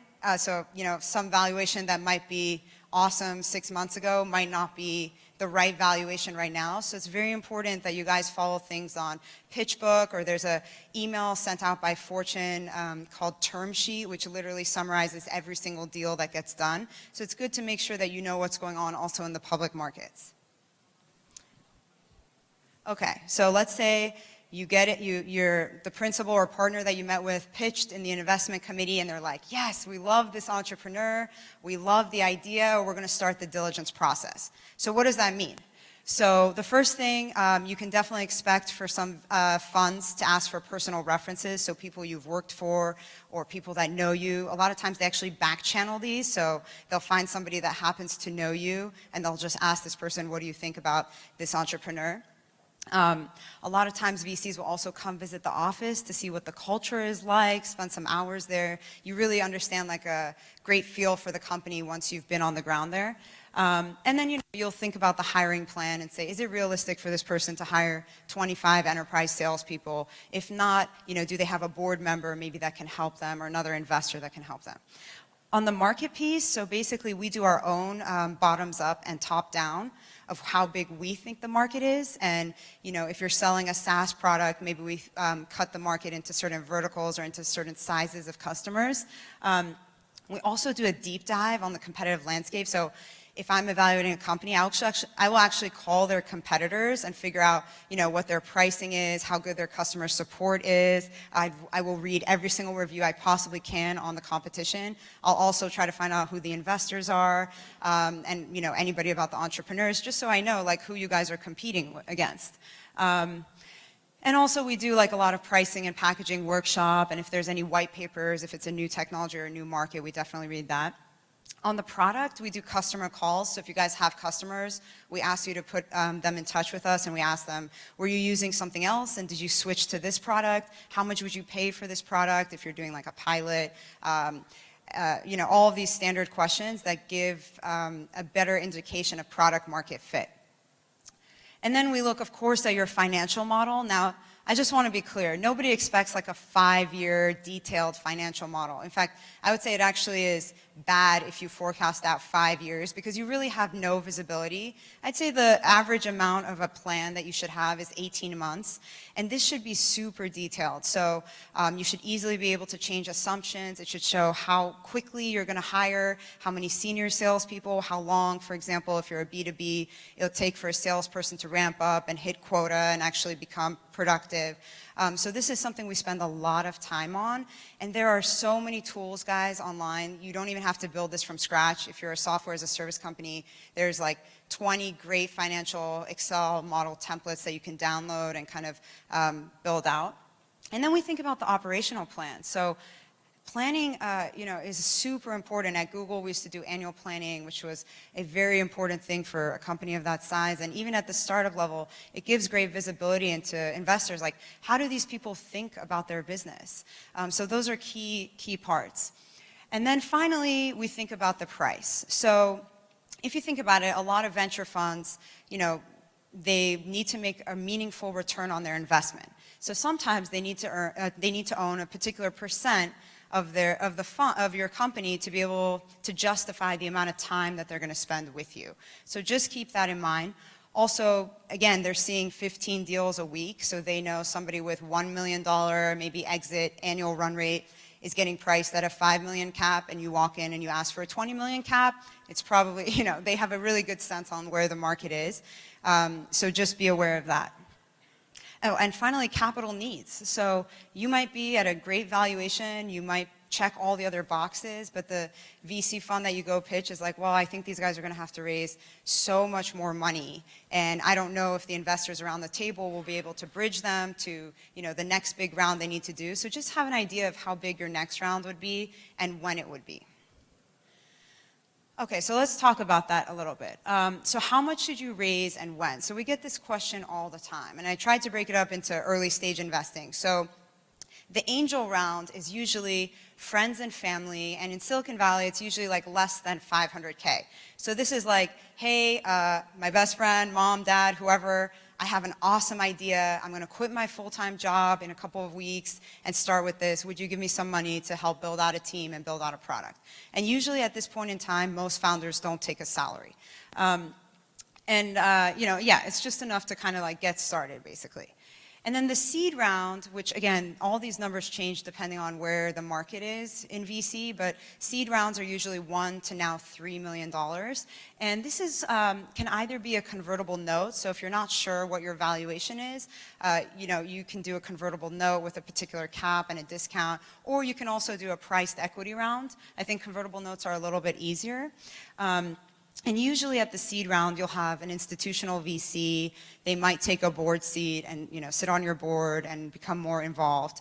And the question is really, when can you go out and raise a seed fund? And this really depends on the type of business you have. So I would say if you're a software as a service business, perhaps you want to have like a handful of customers, even if they're for free, doing pilot customers, just somebody that's in the industry using your product that, you know, if a VC fund's going to write a $1 million check, they probably want to have a good feeling for product market fit. That said, if you're a company with really, really deep IP, you may be able to raise a $3 million seed round just based on your technology alone. So it really depends on what type of customer base or business model you have. And then the Series A round is basically somewhere between $5 and $10 million, and this is usually a priced round, and it's typically led by one VC. Sometimes they co-invest with perhaps like a syndicate round, depending on which type of a fund you go to. And I would say just recently, in the past couple of months, it's been very difficult for companies to raise Series A rounds. And on average, just looking at the companies that I met with that were successful in raising a Series A, you need to be making about $2 million a year in revenue to go out and raise a $5 to $10 million seed round. I just want to highlight that the most important thing is to make sure you raise enough money at the seed stage to be able to get you to Series A milestones. So sometimes people are like, oh, the average seed round is $1 million, so I'm going to ask for 1.5. But that's the wrong way to do it. What you need to ask yourself is, what would a VC fund need me to show to write me a $5 million check? And you can ask them. And if they say we need to see $2 million of ARR, well, okay, how many salespeople do I have to hire to get to 2 million ARR? And you basically reverse engineer how much you would need to raise at the seed fund to get there. I also would say make sure you give yourself some buffer. Stuff comes up all the time. The market may turn. You never know. So just give yourself a little bit of cushion. Okay, so let's talk about valuation, because I know especially here in Armenia, it's probably really difficult to get good data on where deals get done. So I'll give a few examples, and it's definitely a blend of an art and a science, and of course a negotiation as well. The more demand you have of investors, they'll try to outbid each other. But actually at the seed and early stage level, you really do yourself a disservice by optimizing for valuation. Let me tell you why. A couple of months ago, or maybe a little over a year ago, there was a company that came out of Y Combinator that was the hottest company. Every single venture fund wanted to invest. These guys were living the dream, and they raised a seed round at a $30 million valuation cap. Pre-revenue, pre-product, you know, again, phenomenal team, but it was really based on demand. They were able to raise at $30 million. Come a year later, they've done well, you know, their metrics are good, they want to raise a $7 to $10 million Series A round. Well, guess what? Their bar for seed, even though it was a cap, was so high that, you know, at the very minimum, they were looking at a $40 million valuation for a Series A if they didn't want to do a down round optically. And they had a really hard time raising a Series A, despite these guys being absolute rock stars and totally, you know, doing well on their metrics, and it's because they put such a high bar on their first round. So I would say the thing you really want to optimize for at the seed level is really who your investor is. Are they going to add value? Are they going to help you? If you have a phenomenal investor that's giving you a 2 million cap versus maybe somebody else who's going to write a check and not be any value to you at 5 million or 10 million, all day long you should take the $2 million check. And also just how things are done. A lot of times venture funds look at public markets, so you should always know where the multiples are. So for example, you know, SaaS companies in February were trading at 3x next 12 months. So if you sit down in front of a venture fund, you're like, I made $1 million in 2015. In 2016, I'm gonna make $5 million. Basically, that means that if they look at the public market, they would do 3 times your 5 million and say, okay, maybe a 15 million valuation makes sense. So you should always know where the market is and where other companies are getting valuations done, because it really, really discredits you if you come out with a number that's totally unreasonable. It can literally like just ruin your entire pitch because you just haven't done your homework and you're not in touch with reality. Okay, some quick do's and don'ts, and I know I'm flying through this, but you guys can always email me if you have any questions. Don't get lost in discussing the product. I cannot tell you how important this is, especially at the early stage level. Your product will change. You might pivot. You might have ideas for 400 products wrapped into one, but having a clear focus and just saying, this is the first thing that we're going to go after, and then focusing on actually execution and your team and your plan is much more important.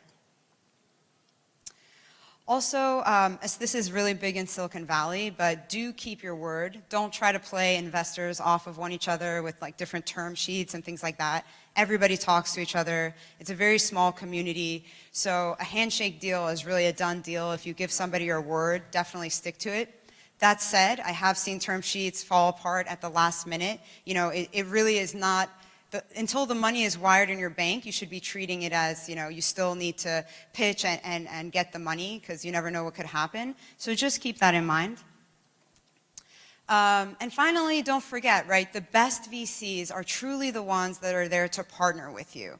And you don't want someone who's just going to affirm everything you say. It's just like a coach for maybe a sports, right? Like probably the coach that you didn't like the best was probably the best coach you ever had in your life because they pushed you beyond your comfort zone and things like that. So really, a lot of people actually say that investment with VC and startup is similar to a marriage because once somebody has equity in your company, it's very difficult to get them off your cap table. So again, I would say really, really optimize for people that are going to add value and help you perhaps get to the next stage, whatever that is. And you can have an honest conversation with them about that. I would say the same thing goes for advisors. A lot of people just like try to get as many advisors as they can and give them equity, but I would say a better model for that is actually bring in people that have a very specific project that they can help you with or a specific deliverable as an advisor rather than just, saying these are advisors, but they're not really involved. Okay, so that's it for me. I hope this was helpful. If you guys have any questions, please let me know. And thank you. And now I'm going to invite up Ron Weissman. He has also been in the Valley working in VC and many operational roles for an incredible amount of time. He is much more experienced in this than I am, and he's going to give you some thoughts as well. Thank you. Thanks very much.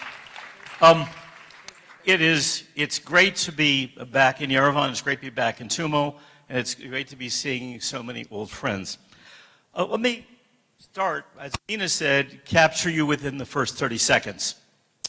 I joined a venture capital firm the day that the internet bubble exploded and crashed. That was in March of 2000.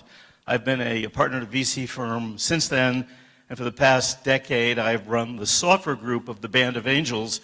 We're the oldest angel group in California.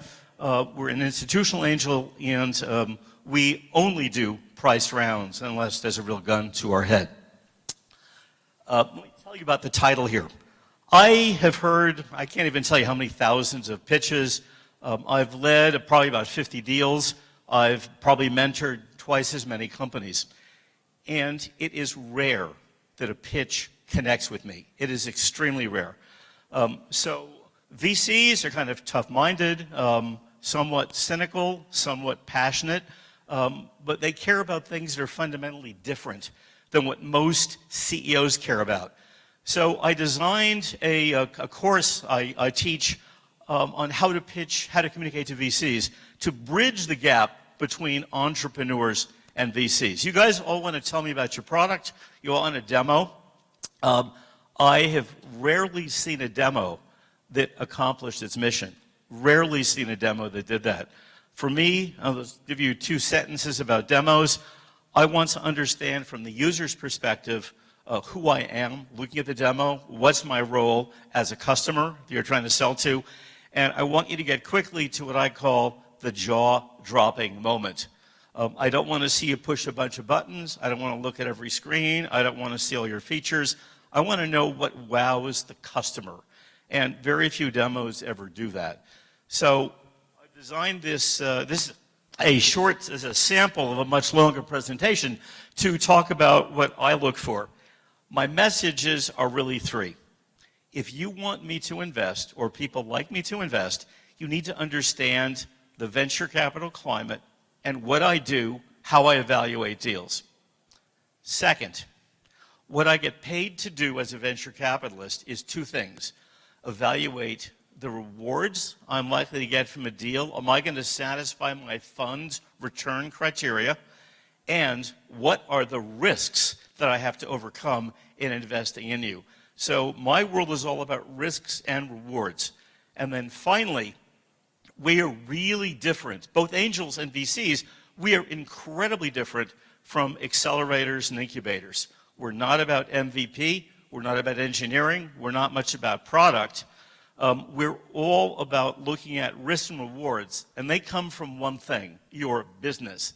So what I'm looking for, in addition to great products, that's necessary but not sufficient, is management teams that are as passionate about building the business as they are about building the product. So when you leave an accelerator or an incubator, you need to do a mental mind shift and start thinking about a very different range of things. Okay, so this is Mission Impossible. My mission is to fund the very best teams across every sector. And you're competing when you come into a venture firm that is multi-sector. You're competing with the biotech deals, you're competing with the clean tech deals, the software deals, the B2B deals, the B2C deals. We get paid for investing in the best companies we can find.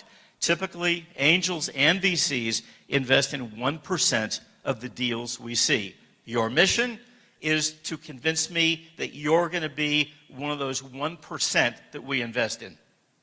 And to make matters worse, you have 20 minutes or less to communicate, to get interest in my fund. If you lose us in the first 3 or 4 minutes, some partner will press a button on his or her iPhone to summon his AA in to pull him out of the meeting on a hypothetical excuse. Because we can tell in 4 or 5 minutes if we're on the same wavelength. So, how understanding VC helps your pitch. Most pitches, as I said, don't connect with most VCs. That's why you don't get a second meeting. So my goal today is to help you connect with VCs by understanding our world. The world of venture capital is not the romantic world portrayed in the press. It's not the romantic world portrayed in Silicon Valley hypey journals. Do you know that from 2010, or 2001 to 2010 or 11, very few venture firms made any money? Very few returned the capital that was invested? Are you aware that 75% of companies that exit successfully, that get bought or IPO, do not return the capital they're invested? It's a rare company. It's less than 25% that make investors money. So what we fear is investing in companies that are not going to return capital. What's that mean? That means I don't get to keep my job. That means a loss of prestige. It means a loss of personal capital since I invest with the fund. It means my fund may never raise another fund. And many, many funds never go to Fund 2, Fund 3, Fund 4. So you need to understand venture capital returns. They're all published in newspapers and magazines, all public information, not specific funds, but the aggregate of the industry. And you need to understand how I work and how I think. So it's not, venture capital has boom and bust cycles like any other business. You need to understand where we are in that cycle if you want to appeal to me. So when you walk in the door and it's happy times, lots of IPOs, lots of mergers, I'm going to be pretty happy to write you a check. If it's a tough time, and today is a tough time, it's going to be harder to get a venture capital firm to invest early stage. Today's funding environment, just a few things to note. Most money has moved later stage, Series C, Series D, Series E. It's pretty hard to get Series A funding right now. It's not impossible. Lots of great companies are doing it, but we're down about 25 to 30% this quarter over last quarter, and last quarter was down over the previous quarter. We had 5 successive quarters of less money going into Series A startups. So be aware of that. Great companies will get funded. Some other things is that we've had overfunding of many sectors. Almost every kind of business has 50 or more companies in it doing the same thing. So we have, the last time I counted, 478 dating sites, 175 places to share online video or photographs, dozens of places to find a drink after work. So we've got massively overcrowded sectors. We have very high valuations in the last year, including the unicorn valuations. So people are saying, maybe we ought to slow things down a bit. We're continuing to invest, but you need to be aware that you need to make a really especially good impression when you're approaching a VC firm.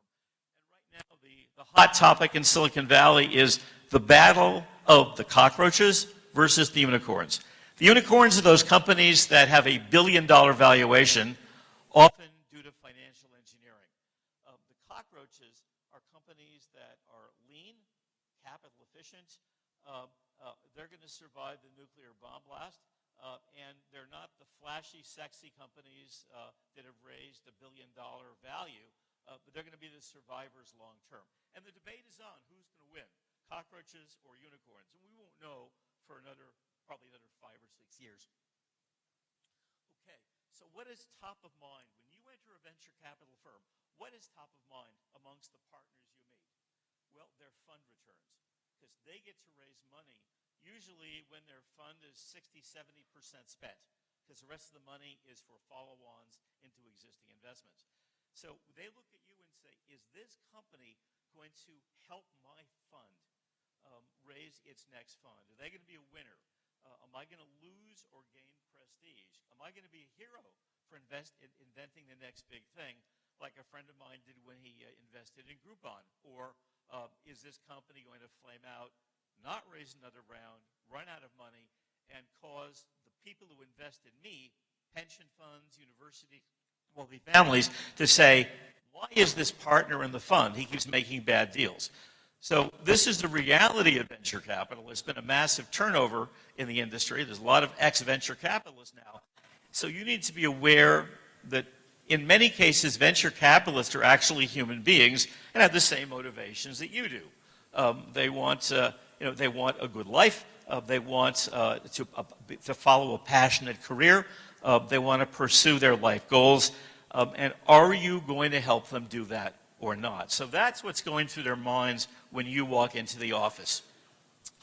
There are typically about 5 classes of risk that you need to be aware of. And this is when you present, the VCs are writing down certain risk factors that they're detecting from your presentation, from your personal style, from who you bring to the meeting, from the way you answer questions, both personally and psychologically. So the first is technology risk.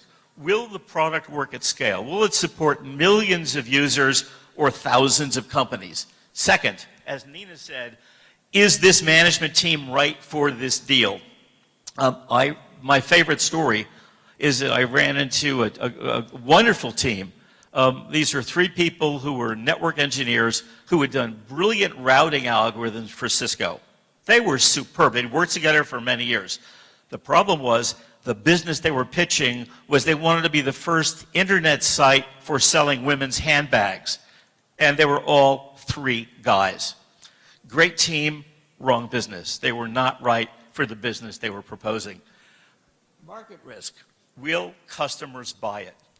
I'm going to spend a couple of minutes on market risk and talking about how you can do a better job of judging the markets you go after. Competitive risk. There's a secret, it's not so secret anymore, about who makes money from venture capital deals. In crowded markets where there are 50, 60 companies, it's usually the top 3 companies take all the money from mergers, acquisitions, IPOs, buyouts. First company may take 40 to 50% of all the exit money that's ever in that market. The next company may take 20, 25%. The third may take 10 or 15%. If you're not in the top 3 or 4 companies in the space, if you're not going to dominate the space, we probably aren't going to make money. So there's no point in building a business if you're not planning on dominating a market. So you'll hear venture investors ask you, what is your world domination strategy? And that's why. Exit risk. Are there multiple buyers for your company? Can you IPO? Will a private equity firm want to buy you and roll you up with other firms? How do we get our money back? And remember that venture capital firms have a 10-year life, can be extended a few years, but we need to return money to our investors, pension funds, insurance companies, universities. That's our commitment to them. So if you want a lifestyle business and to be CEO for 25 years, that's going to be kind of hard. We're not aligned. So can we exit? Are there multiple ways we can exit? Some great companies I've seen had one potential buyer, and that would be a binary decision. Either get bought by their major business partner, or they would never get bought, in which case we would never get our money back. So exit risk is a really important risk. And Nina touched on the last one, which is capital risk. How many of you know how much money the top software as a service companies raised at the point at which they exited?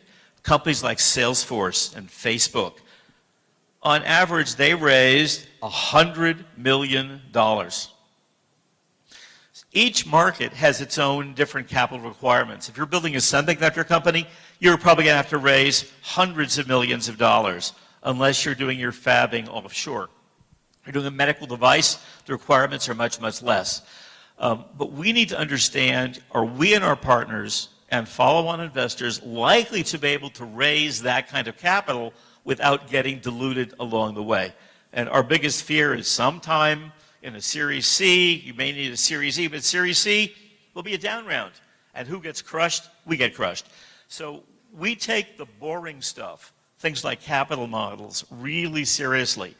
And my partners and I spend way more time looking at these kinds of questions than we do listening to the story. We want you to have a vision, we want you to have a good story, but that's not a reason to invest. We need to be sure that we can clear these risks. So the 1% that gets funded, many people think it's we fund great technology. Well, that's a precondition. We want to fund great technology. It's patent protected, it's unique, it does something really important. But that's not enough. Well, do we fund great companies? We'd like to, but being a great company isn't enough. The one determining factor that's going to determine at the end of the day whether you pass all the hurdles, it's very simple. We have a return target. Every venture firm has promised its investors they're going to hit a certain return target. A conservative fund may say we're going to return 3 times your money. A swing for the fences fund may say 5 to 10 times. So on average, early stage investors want 5 to 10 times their money back in roughly 5 to 7 years. And that is the ultimate question. Are you a good investment? And there's some fantastic companies, wonderful companies, that are still lousy investments based on venture parameters. And has nothing to do with the quality of the business, has to do with the relationship between the venture capital firm and what it's promised its investors. So, you know, the angels 10 to 30 times their money in 5 to 7 years. Most VCs will be happy with 5 to 10 times their money. Some success metrics. Nina mentioned DocSend. It's a site that you send your PowerPoint to that's then distributed to VC firms. And DocSend has done some amazing analytics. So for companies that raised a Series A using DocSend, here are the metrics. 58 introductions were made to VCs. 40 meetings on average were held. It took about 3.5 to 4 months to close the round, and the average was $1.3 million raised. There's a lot of work you have to do to raise money. Expect to set up a lot of meetings. Look to the least important VCs first. Get feedback from the ones who don't really count. Ask them, as Nina said, what would you like to see? What kind of metrics and milestones would excite you about my business? Do that 4, 5, 6 months before you go and talk to them for real.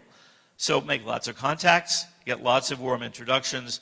But these are the statistics from about 6 months ago. And the average pitch was about 19 slides.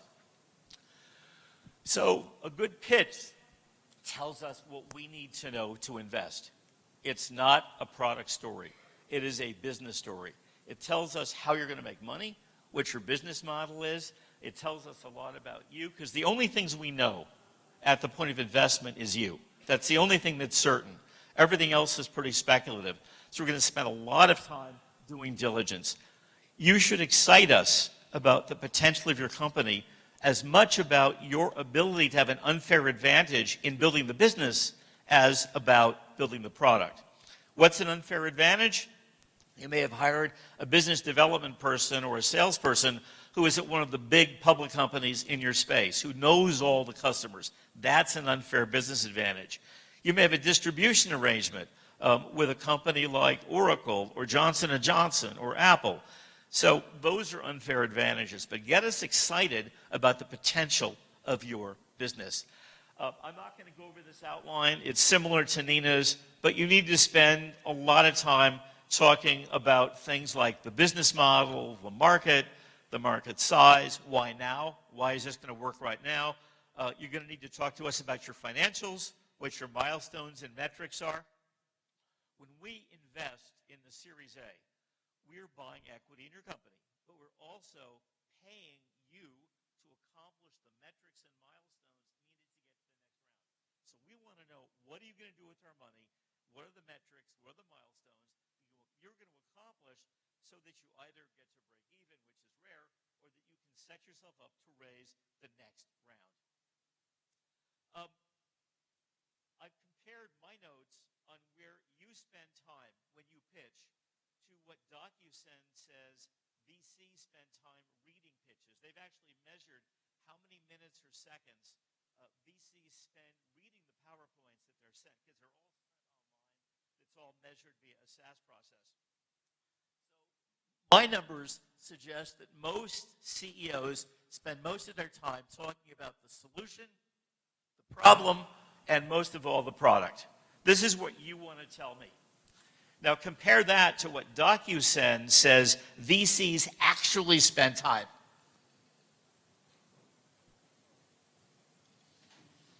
This is the CEO VC communications gap. Where do VCs spend time? Mostly in two areas: on financials, the boring stuff, and the team and the competition. These are actual numbers based on seconds spent reading pages before the next page is flipped. This is sobering data.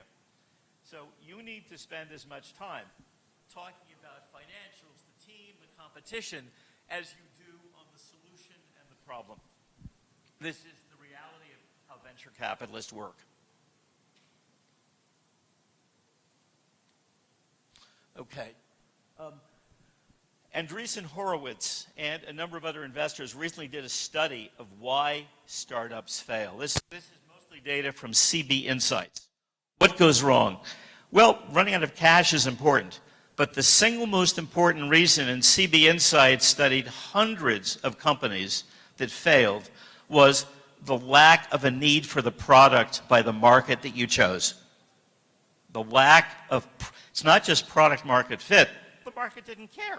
It wasn't as if that you missed a key feature. The market just didn't care about the product. So, some advice. You need to be systematic in thinking about how to pick a market. And this is a tool I encourage companies to use. It ranks, you take 3 or 4 different market hypotheses, you collect some data, you bring some smart people, some advisors in, and you vote on various market success factors. And what's a market success factor? It is something like, is the market big? Is this product a critical product? Or is it a nice to have? Are you in a greenfield market where there are not big established competitors or not? Is the market being disrupted? Are there forces disrupting markets? Now, in the United States, 6 years ago, the government passed a law saying that every doctor had to have an electronic health record. That was forcible disruption and funded a lot of healthcare startups because it was a must-have, not a nice-to-have. Can you sell into the market? Do you have contacts in that market? Have you hired people who know how to get into the executive suite to sell the product? Is the market unsatisfied? Will the market tolerate the risk of a startup? Now, in the consumer B2C markets, yes, absolutely. Many CIOs got fired in 2001 when the startups they bought enterprise products from failed. There were many failures, there are many CIOs who lost their jobs. So when you walk into a big company, you have 4 letters on your forehead, R-I-S-K, and some markets like financial services are inherently risk-taking. They like risk. Some markets like insurance used to be much less risky, now are more risk-tolerant. But you need to understand the relative risk-takiness of the market. Do you have a complete solution? Are they going to urgently want to buy, or is it something that can hold off for a year or two? Can you reach them?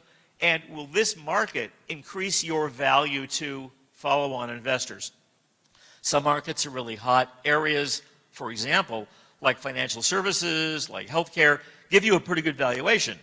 If you sell to governments, you're going to get a less good valuation, a decent one, but it's not going to be as high. And if you sell to small markets, your valuation increase will be pretty small. So what you do is you rank and score, and then kind of rationally pick a market or two. Diligence. I'm not going to repeat what Nina said in the interest of time, but these are the kinds of questions that we want to know all the time. Are you being funded for the metrics and milestones needed to accomplish the next round? Do we believe those metrics are achievable with the capital you're raising?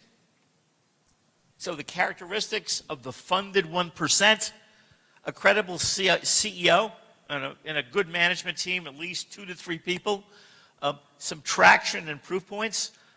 By the time, and again, I'm not talking about your incubator or accelerator round. I'm talking about your first institutional round. Most VCs and even angel groups are looking for at least a customer to talk to, some indication that somebody loves you besides your mom, some third party that we can verify.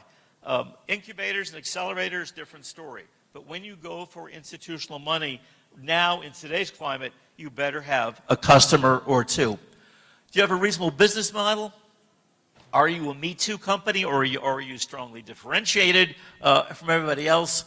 Are you capital efficient? And do you live your business model? If we ask the CEO, so what are the metrics you need to accomplish next quarter? What's the revenue for this year projected to be? And you say, oh, talk to my CFO. That's a clear indication that the management team does not live its model. And it's never too early to live your model. It's also never too early to change your model. We understand that. We want you to have some sense of formal direction. I'll tell you a great story. One of the companies I invested in several years ago, I held an open house for startups, and 3 guys from Germany showed up. They had never been in the US before. They didn't go to Stanford. They knew nobody in Silicon Valley, but they had a great story. And the story was this. They had probably the world's most boring application as a product. By the way, I've never seen a demo of the product. But what the product does is it automatically makes offers to customers that have bought products from startups and said, okay, the startup needs cash, and rather than go to venture capitalists or take a loan, would you pay early? And if you pay early, the system will negotiate a discount. That's called invoice arbitrage. And the management team said to us several things. We had built a company like this in Germany. It had a terrible exit, but now we know what we want to do. And by the way, we all work together at that company.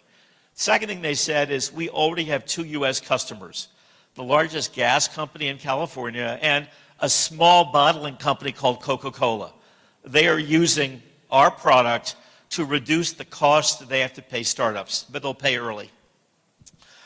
And they said we have SAP, the world's largest ERP system, as our processing engine. We use SAP to actually process these transactions. They were going to raise $1.2 million. They ended up being forced to raise 3.6. They had 6 investment groups fighting over the deal. 7 months later, the angel investors made 5 times our money because the Series B investor wanted to buy us out. And then 2 years ago, the US White House named them their preferred small business software, recommended for small business across the US. And they raised a whole bunch of money at a $200 million valuation about 4 years after they were founded. 3 guys from Germany, they knew nobody, but they had a great story that appealed to investors. They hit all the hot buttons. The team had worked together. they had domain experience, they had customers, they had the beginnings of some numbers, and they knew their business in their bones. The oldest member of the team, I think, was 29 years old. So this is what can happen in Silicon Valley with a great story rooted in great fundamentals. So should you seek venture capital? 85% of businesses in the US never receive venture capital. Venture capital is for a narrow range of companies and for a narrow range of purposes. Venture capitalists will steal your soul and on occasion will steal your company. Most venture capitalists are great, some are not. Do your diligence on the VCs. You should raise venture capital. If you're in a fast-growing market, you need to scale quickly, and you want to use the venture capital network to build out your business and help you hire. If you want to maintain a small family business, and control is important, and it's more of a lifestyle than a fast-growing rocket ship, do not take venture capital. So it's not a badge of honor. It doesn't make your company better than other companies. It's for a special range of purposes. If that is you, sign up and great.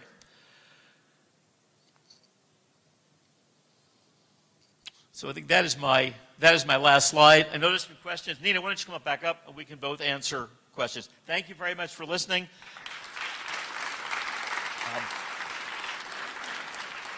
This job is the most fun job I've ever had. I've had 7 other jobs the last 17 years. It's incredibly rewarding.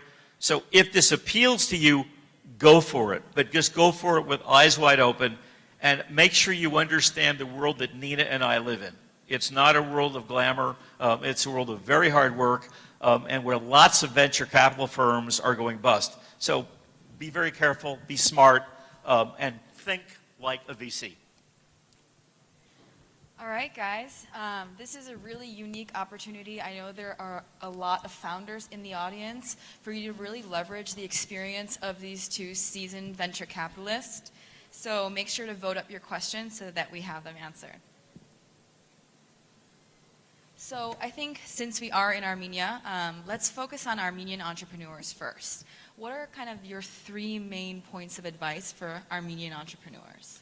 I think that the hybrid model that Nina mentioned today, and I mentioned earlier this week, where you have your senior executive team with a regular presence in Silicon Valley and your engineering and technical team here is the right model. If you're going for Series A, we want to help you. We can't mentor, we can't take acting roles in your company, and we certainly can't serve on a board of directors that's thousands of miles away. So if your executive team is in Silicon Valley, there's no issue, absolutely no issue. If you're far away, it presents a challenge. Yeah, I would say 2 things. One, I cannot underestimate just how much just pure hustle and motivation and following up really, really opens a lot of doors. There are so many Armenian, very successful entrepreneurs. Adam on our team is one of them. And all these people want to help you. So reach out to these people, but make sure when you come and email them, I mean, these are all super busy people. You're prepared, you've done your homework, you know what they've done. If they're a hardware entrepreneur and you're a software entrepreneur, maybe not the right person to talk to. So number 1 thing for me is really hustle and motivation. I'd say number 2, I think you guys should leverage the incredible accelerators in the United States. I mean, they will help you get paperwork to come over. You know, you'll be just with all these other entrepreneurs. You'll be in the Valley. I think that's a really good playbook for a company here. And again, one of the things we want to do is help you guys get connected to partners there and help you apply there and be successful there. So those are some things that I would say. Nurses, could you stand up if you were still here? Is Nurses still here? Yeah, he's right there. Okay. Nurses Ohanian runs the high-tech network in Silicon Valley, which brings Armenian investors, entrepreneurs, friends of Armenia together. And it's the kind of network, when you hit the Valley, you should use not to reach out just to Armenian investors, but you know, everybody knows everybody. It's a small place. And let them help you with introductions. Great. So let's kind of stay on the topic of Armenian entrepreneurs. What are kind of the key differentiators that you see between American founders and Armenian founders, and what advice would you have for Armenian founders specifically? Yeah, sure. I think the unique thing about a lot of entrepreneurs here are that you have a very strong technical background and a very strong product background. And I would say that's actually a huge advantage that you guys have, maybe compared to, let's say, some of the entrepreneurs that are in the United States and perhaps haven't had a same, math and science background. I would say the difference is there is so much institutional knowledge of being in the United States that even, let's say, a mediocre entrepreneur might have more advantages. And I would say the gaps here of entrepreneurs that we've seen is that having access to understanding a particular market or understanding dynamics of raising money and things like that, there's definitely a gap in that. I was here last year for a mentoring program that Roger Strauss and I organized along with Gemma Israelian for Armenian startups. And I will say at the beginning of the program, there were some weak spots. At the end of the program, I was thrilled with the results. These pitches were every bit as professional as anything you'll see in Silicon Valley. So the native talent is here. There are two weaknesses. One is you don't have as rich a network. And in Silicon Valley, we live our network, right? We're at events, 3-4 nights a week. Second is there's less appreciation for the competition and for the competitive landscape. That was the one area that was not as well done as US or UK or German investors. So that needs some help and some work. How can they get better at that? I mean, what would you suggest? Just more research on the competitive landscape? I can find your competitive landscape for you in probably an hour or less just by doing online searching. There's so many databases that will say, and this company competes with these 3 others. And you can very quickly build up a competitive database. Other thing is that the public filings of public companies are all available to you. So who are the companies in your space that are now public companies? You can benchmark yourself against where were they when they were your age. They'll often have talks about competition in the public filings. You'll get great metrics. You'll learn how the market works. So it's just taking the time. And of course, it's not as much fun as building a product, but it's just as important. Yeah, I would say just leverage the resources. There's so much stuff on YouTube. Even if you just go to ycombinator.com, they have like examples of convertible notes. What's the difference between a convertible note and a safe? What do investors look for? There's just so many resources. And you can watch some of the top VCs and even founders do tons of YouTube talks. So there's an incredible amount, TED Talks. There's an incredible amount of resources. I would say just leverage it. And there's something else you can do. In California, the leading newspaper for Silicon Valley is the San Jose Mercury. The website's mercury.com, and they publish once a quarter every deal that got funded. What's its sector, who the investors were, how much was raised. There are free public databases like Crunchbase from TechCrunch. So if you can't do some basic Googling plus some basic searching of some key databases, shame on you. You ought to be able to do that. Great advice, guys. Thank you. So I don't know if this is something that I get a lot more from foreign founders, but I've heard this a lot in Armenia. So it's kind of a question. When you hear our company is the Uber of X, what do you think? Should founders include or avoid this line? I would say avoid this line if it's your your tagline or your value proposition. You can leverage it in a pitch to explain what you do, but if you cannot come up with that one statement of the value proposition without, let's say, leveraging something that another company has done, I think you need to spend some time doing that. So I would say, you need to come up with an original statement that defines what it is. I mean, everybody knows that Uber is a marketplace. And so I would say you should probably not say that. You can, again, if somebody doesn't understand, you can say that, but the point is you should come up with a statement that in 20 seconds, everybody understands what it is you do. Yeah, I would agree. We want you to be you, not to be somebody else. Now, in the course of answering questions from a VC, if the VC is struggling to understand your business and you can make an analogy to say what Uber does for passengers, we do for wedding cakes. That's fine. But it's a note in passing. It's not who you are. Again, as the movie Buckaroo Banzai said, you got to be you, because if you aren't you, who is? So, be yourself. Be who you want to be. Okay, great. Thanks, guys. So this is a really popular question from the audience. It was the most voted. So why do investors avoid investing in hardware startups? Is it because of the high risks, or are there other reasons? Sure, I can start with this one. Look, I think everything is cyclical, right? So, maybe right now software, because of what Salesforce has done and so many other iconic companies in the Bay Area, software has really been a focus. But actually, if you look at things like Internet of Things, there is a hardware component of it. I mean, even if you look at what these guys are doing at Uber's Advanced Technology Center, they do have hardware engineers as well.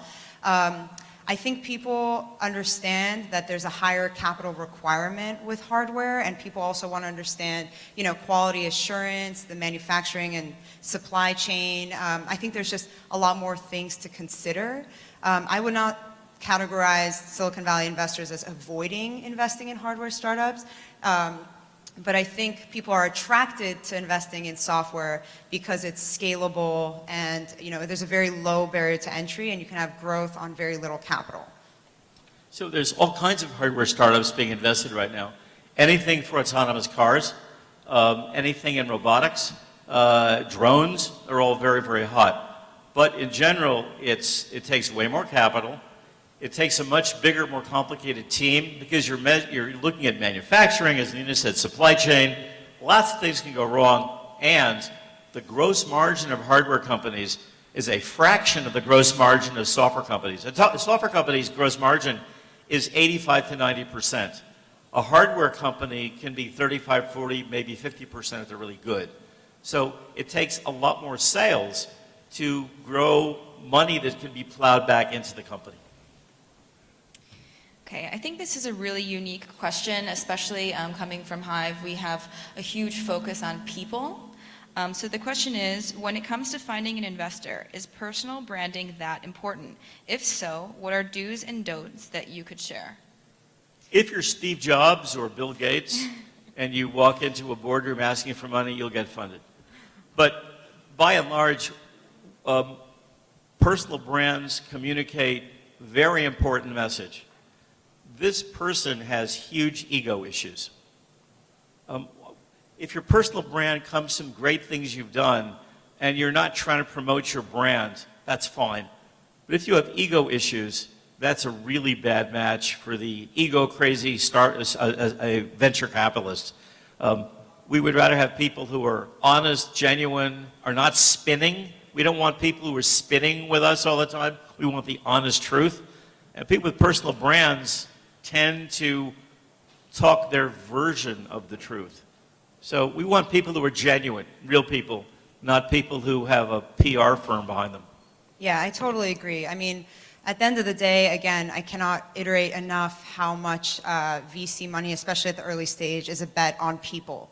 So, all the obvious things like don't be late, do your homework ahead of time. Something that I have to write a lot of pass emails, and good VCs hopefully will give you specific feedback for why they're passing. And I can say the worst thing you could possibly do is write back a 5-paragraph email arguing with why the investor is wrong. If anything, you should be like, thanks for the feedback. I'd love to stay in touch. These are some concerns that you had. I'm going to show you that these concerns, I'm going to try to address these concerns over the next 6 months, and really stay in touch. But every interaction you have is really a stamp of who you are, and this just goes for everything in life. And then again, I would say this is more specific for Silicon Valley, but actually I even think in the Armenian community, it's such a tight-knit community that, you never know somebody that you might meet, they might know somebody, and so just treat everybody with respect, and I think, it just goes without saying that your personal branding is really the most important thing. Great. So we have time for 1 or 2 more questions, so we'll take this one from the audience. When an entrepreneur pitches to you, what character traits make you want to invest in them? I know we've touched on this a couple times, but the main criteria. If somebody has something to prove, or in a good way has a chip on their shoulder, or they've had to really fight for something their whole life and, you know, haven't necessarily been handed anything. I think that hustle and really that motivation is super important. Again, like something I touched upon is like, why are you building this company? You know, maybe you're a great engineer, perhaps you could get a job at an awesome company. Like, why are you spending all of your time and energy on a startup? And again, I think like being really genuine about why you're doing something, people really see through that. So yeah, at the end of the day, think about it. If a VC fund emails you asking for some questions and you take like 4 days to respond, the way I interpret that is like, oh geez, if I was a customer, they're gonna take like 4 days to respond to me, like I probably am not gonna have a great experience with this product. Well, the ideal set of requirements, and nobody has them, but the ideal set of requirements, first, the absolute minimum is passion, because it's really hard being a CEO of a startup. It's very lonely, the moments of doubt. We don't want you to give up at the first time a new competitor enters the market or your head of development quits. You have to have that passionate faith in what you're doing. So that's first. Second is honesty, because we're going to be dealing with lots of crises, and there's no penalty for telling us bad news. There is a huge penalty for not telling us bad news. Ideally, we would love that you had done something in this field before, particularly if you have made anybody any money. I was giving a lecture like this to about 20 startup CEOs, and I was asking them to tell me about their background. End of the day, end of the long evening. And a woman stands up after telling me 5 other kind of minor things, and she said, oh, and I just sold my last company for $1.2 billion. I was at that. And I stood up and said, why did you tell that to me last? If you told that to me first, we had stopped the discussion. Here's a check. You've done it before in the same market. You know what you're doing. Now, very few people do that. Very few people. But I look for experience. I look for passion. I look for honesty. I look for intelligence. I look for understanding of the market you're going into. Or fabulous technical skills, because we can help you hire a good business person. I'm gonna add one more thing. I think coachability is really important. You don't have to take the advice that you get from VCs, but at least hear them out. You know, be humble about it and say, you know what, I appreciate every different perspective, because everybody is coming from a different walk of life, perhaps a different expertise. And if a VC fund, you know, this happens to us all the time actually with a lot of Armenian entrepreneurs. They come pitch us, we give them some feedback, and they're like, well, no, you're wrong. And we're like, okay, well, we're done. So just keep that in mind. Okay, great. On that note, do you guys have any last tips for our audience? We're accessible. You know, please reach out to us if you have any questions. We're happy to be helpful. Yeah, there are wonderful networks waiting to help you. And what's really cool about Yerevan is how much of a startup ecosystem you're building. Friends, helpers, folks like many of you in this room are affiliated with organizations working to help startups. So go do it. All right, great. Thank you so much.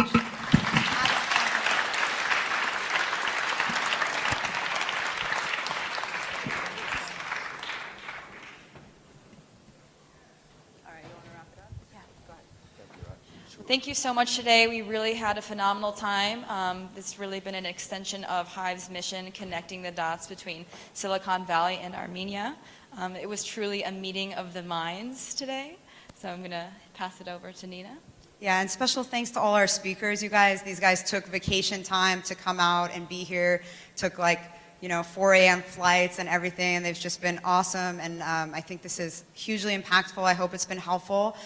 Please, again, stay in touch with us, and, you know, we're all accessible and would love to help. And, yeah, any last words? Last words, thank you again for coming, and you know how to reach us. Any questions you have, you know how to get hold of us, and we'll be more than happy to help you. That's really what we do. We're here to help you. So contact us if you have any questions or any concerns, or if you want to, if there's a way we can connect you to some people, we're more than happy to do that. One last thing, we are at 10 o'clock p.m. going to Paparazzi Club. So you guys are all more than welcome to join us. All of our speakers will be out there. Yeah. So thank you guys. Thank you. Thank you.